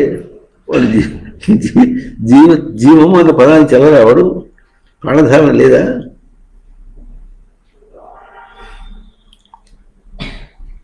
అన్నీ నాకు కావాలి. నాకు ఏం పూజ ఇది? ఇదే అభిషేకం. ఇది ఆయన ఇచ్చినవన్నీ తన నెత్తిని వేసుకుంటే అభిషేకం తనక రుద్రుడిగా? చెప్పండి. చమకల్లో నువ్వు తను నాకు కావాలి అంటున్నాడు కదా. ఆ నాకు కావాలనుకుంటే మరి అభిషేకం తనక అతనిగా? అవన్నీ ఎత్తే బయసాడంటే దీనికి పచ్చడి సోడిలో రాకుండా పోతాడు. మళ్ళీ దానిలో ఒక్కటి నెత్తిని వండేదారు అభిషేకమేగా. అభిషేకం అంటే నెత్తిన నీళ్ళు పోయటం అని ఎవరు చెప్పాడు? సించతి అంటే తడుపుట అంటే తదాకారాకారిత వృత్తి, తద్భావభావిత. ఎక్కడుంది తద్భావభావిత? ఎక్కడుంది?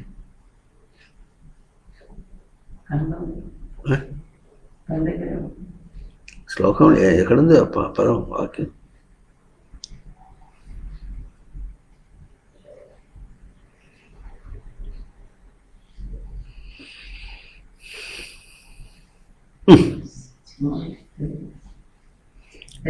ఎన్నో అధ్యాయం? 3వ అధ్యాయమా? 2వ అధ్యాయం. నేను చెప్పిన 11వ అధ్యాయం అంతేనా?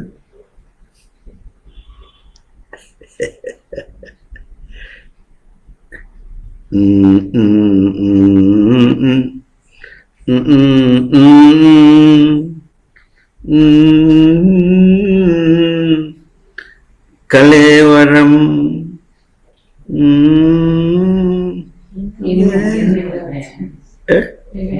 అబ్బా అధ్యాయం యుద్ధ చేయబోయే ఎన్నో శ్లోకం అది? 27వ శ్లోకమా? సదా తద్భావ భావిత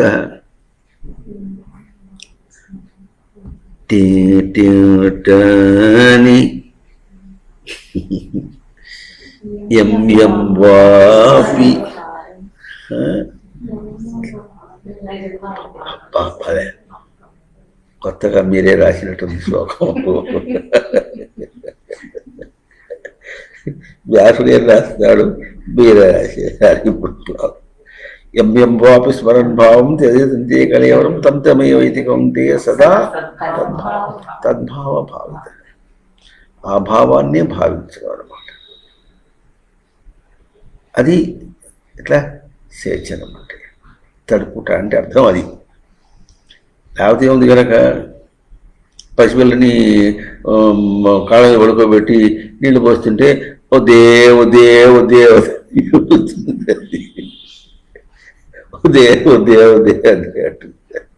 దానికి వచ్చిన భాష అది దే దే దే అంటుంది.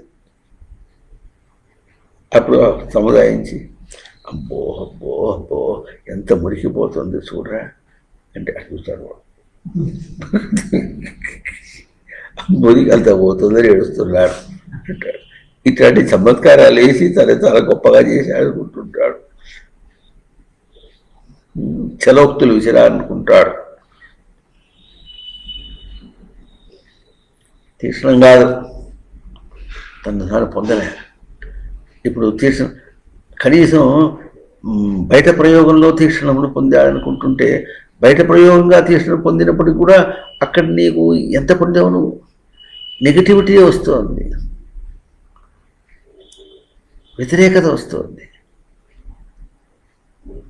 తెప్ప కొడుతోంది, తిరిగి కొడుతోంది. పోయేటప్పుడు ఏం తీసిపోతావు? కొడుకుని తీసిపోతావు, కూతురు తీసిపోతావు, వాళ్ళకి స్నానం చేయించడం తీసిపోతావు, వాళ్ళకి కొత్త బట్టలు చూపిస్తావు, వాళ్ళకేమో మరి రేగిపళ్ళు పోయడం తీసుకుపోతావు. ఏం తీసిపోతావు? అప్పుడు నీ చిత్తం ఎట్లా ఉంది? ఎక్కడ అల్లుకుంటోంది? అర్థమవుతుందా? బాహ్యస్పర్శేషు అసక్తాత్మా విందతాత్మన్యత్సుఖం. ఎంత మంచి పదం అది, బాహ్యస్పర్శ. అది స్పర్శ, స్పర్శ మాత్రమే. అది బాహ్యము స్పర్శ మాత్రమే. స్పర్శ ఎట్లా ఉంటుంది? స్పర్శ మాత్రం ముట్టుకున్నా చెప్పాగా అంటాడు. ముట్టుకుంటే ఎక్కడ తెలుస్తుంది? బల్ల ముట్టుకుంటే ఏం తెలుస్తుంది? బల్ల ముట్టుకున్నా ఉంటారు. ఎవరు సిగ్గుంది అసలు? బల్ల ముట్టుకున్నావా? తన స్పర్శను ముట్టుకున్నాడా? ఎట్లా ముట్టుకున్నాడు? ప్రయోగం చేశాడు. తన స్పర్శను దాన్ని ప్రయోగం చేసేటప్పటికీ ప్రయోగం చేసిన తన స్పర్శ తనకు తెలుస్తుంది. తన స్పర్శలో బల్ల తెలుస్తుంది. అర్థం అవుతుందా లేదా? తన టార్చ్ లైట్ వెలుగులో బయట బయట పదార్థం ఎట్లా కనిపిస్తుందో తన స్పర్శలో తెలుస్తుంది, తన చూపులో తెలుస్తుంది. తన చూపు లేకపోతే అది లేదుగా, తన గ్రహింపుకు లేదుగా. వింటున్నారా లేదా? చెవిటి వాడికి శంఖం వదిలినట్టు విన్నారు ఎప్పుడున్నా? సామెత విన్నారు? చాలా విన్నారే. చెవిటి వాడికి శంఖం వదిలినట్టు ఎంత శంఖం ఉంది వాడు చెవిటికి ఏమనిపిస్తుంది?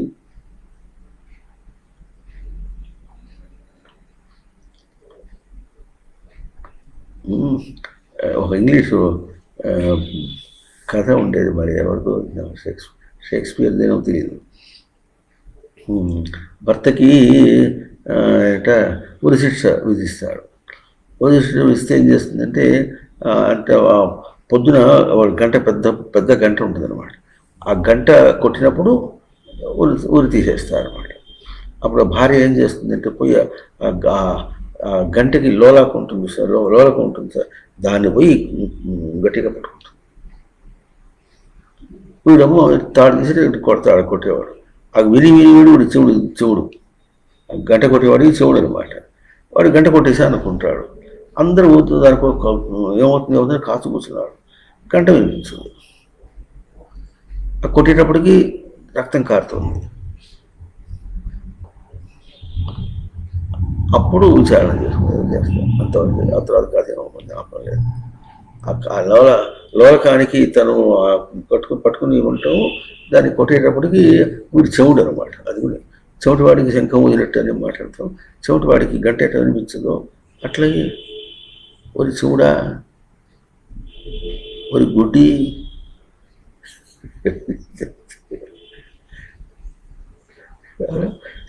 ఏమి అర్థం కావటంలే. గ్రహింపు తనది, తన గ్రహింపు తనది. అక్కడ తన గ్రహింపు యొక్క ప్రయోగం అవుతుంది,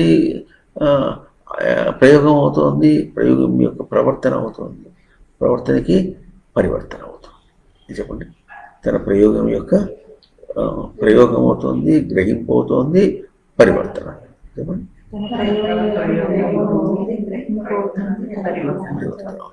ఇంకా ఇంకోటి ఏం జరగటం లేదు.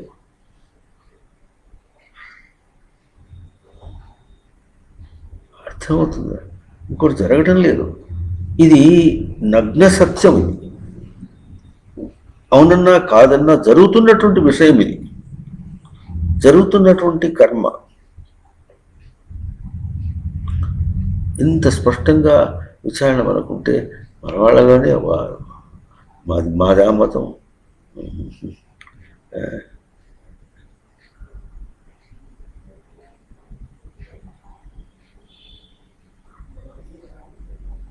శ్లోకం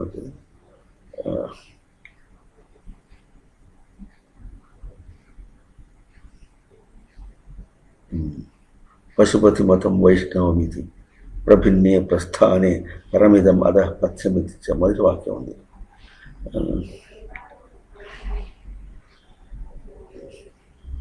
రుచీనాం వైచిత్యాత్ రుజుకుటుల నానాపథజుషాం నృణామేకో గమ్యస్త్వమసి పయసా వర్ణవైవాని. పశుపతి మతం వైష్ణవమితి ప్రభిన్నే ప్రస్థానే. ఇంకో పదం ఉంది ముందు.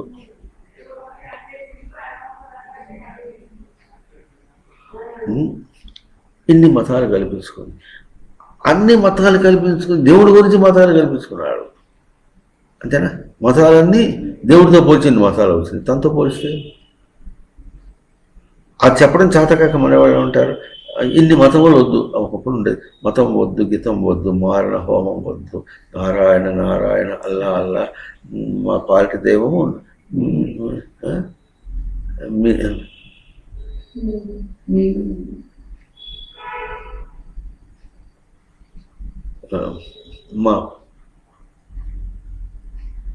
మా పాలిటి దైవం నీ బిడ్డల మేవల్ల అని వస్తుంది అని అనుకున్నారే కానీ మతము వాడితో పోల్చి తనతో పోల్చి కాదు.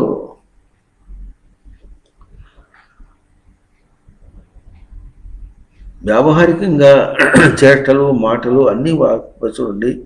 ఇక్కడ ఆంధ్రప్రదేశ్లోనో తెలంగాణలోనో తెలుగు వాళ్ళు మాట్లాడేటటువంటి తీరు ఎట్లా ఉంటుందో తమిళలో అట్టేగా మాట్లాడతారు. యాక్సెంట్ ఒకటే. తన గురించి విషయాలతో పోల్చుకునేట కన్నడ వాళ్ళు అట్టగా మాట్లాడతారు, మరి కేరళ వాళ్ళు అట్లాగా మాట్లాడతారు, ఇంకా హిందుస్థానీలో ఎన్నెన్నో ఉన్నాయి, అందరూ అట్టగా మాట్లాడతారు. రష్యా పోయినా అట్టగా ఉంటుంది, మరి అమెరికా పోయినా అట్లాగే ఉంటుంది. వాళ్ళకి పెళ్ళామంటే ఇష్టమే. ఆ పెళ్ళామంటే ఇష్టం అయితే మళ్ళీ కొట్టుకుంటారు. ఇష్టం అది ఎట్లా ఉంటుందంటే ఇష్టమని అనుకుంటూ వేరువేరుగా బతకటం అనేటటువంటిది సంసారం.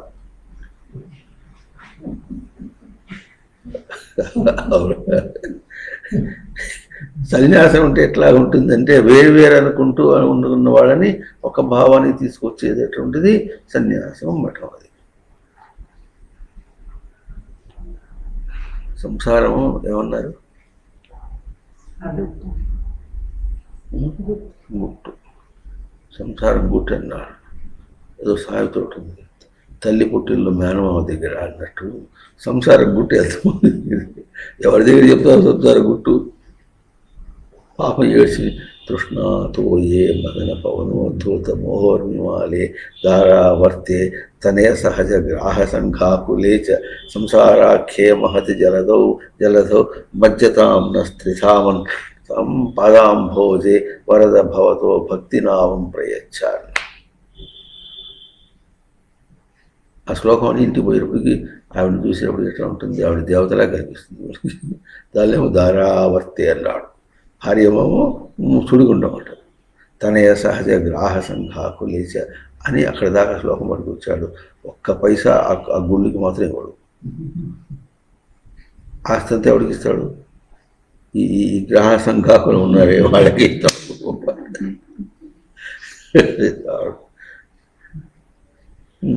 ముద్దు పెట్టినా ఆ భార్యకే పెడతాడు, ముట్టినా ఆ భార్యకే ముట్టుతాడు.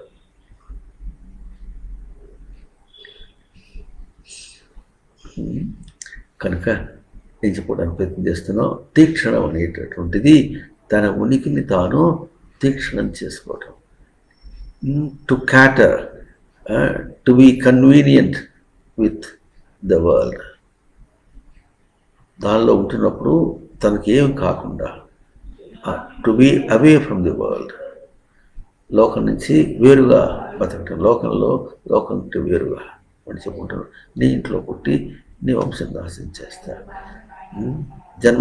జన్మ ఎత్తి జన్మ నాశనం చేస్తా. ఇది వాక్యం చెప్పండి. జన్మ రాహిత్యమును శాసిస్తాను. ఇది తీక్షణ, ఇది షట్, ఇది వేదం. తాను ఏ స్థానంలో ఉన్నాననుకుంటున్నాడో ఆ స్థానాన్ని తాను అతిక్రమించుట. క్రమం అంటే పాద విక్షేపే, పొందుట ఎందు విక్షేపం అన్నమాట. అతిక్రమించడం అంటే దాన్ని నిరంతరం చేయడం.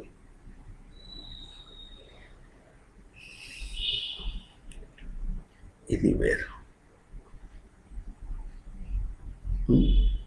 ఇంకా శ్లోకాల్లో ఏమున్నాయో అవన్నీ మళ్ళీ వచ్చేవారు చెప్పుకుందాం. ఓం తత్సత్.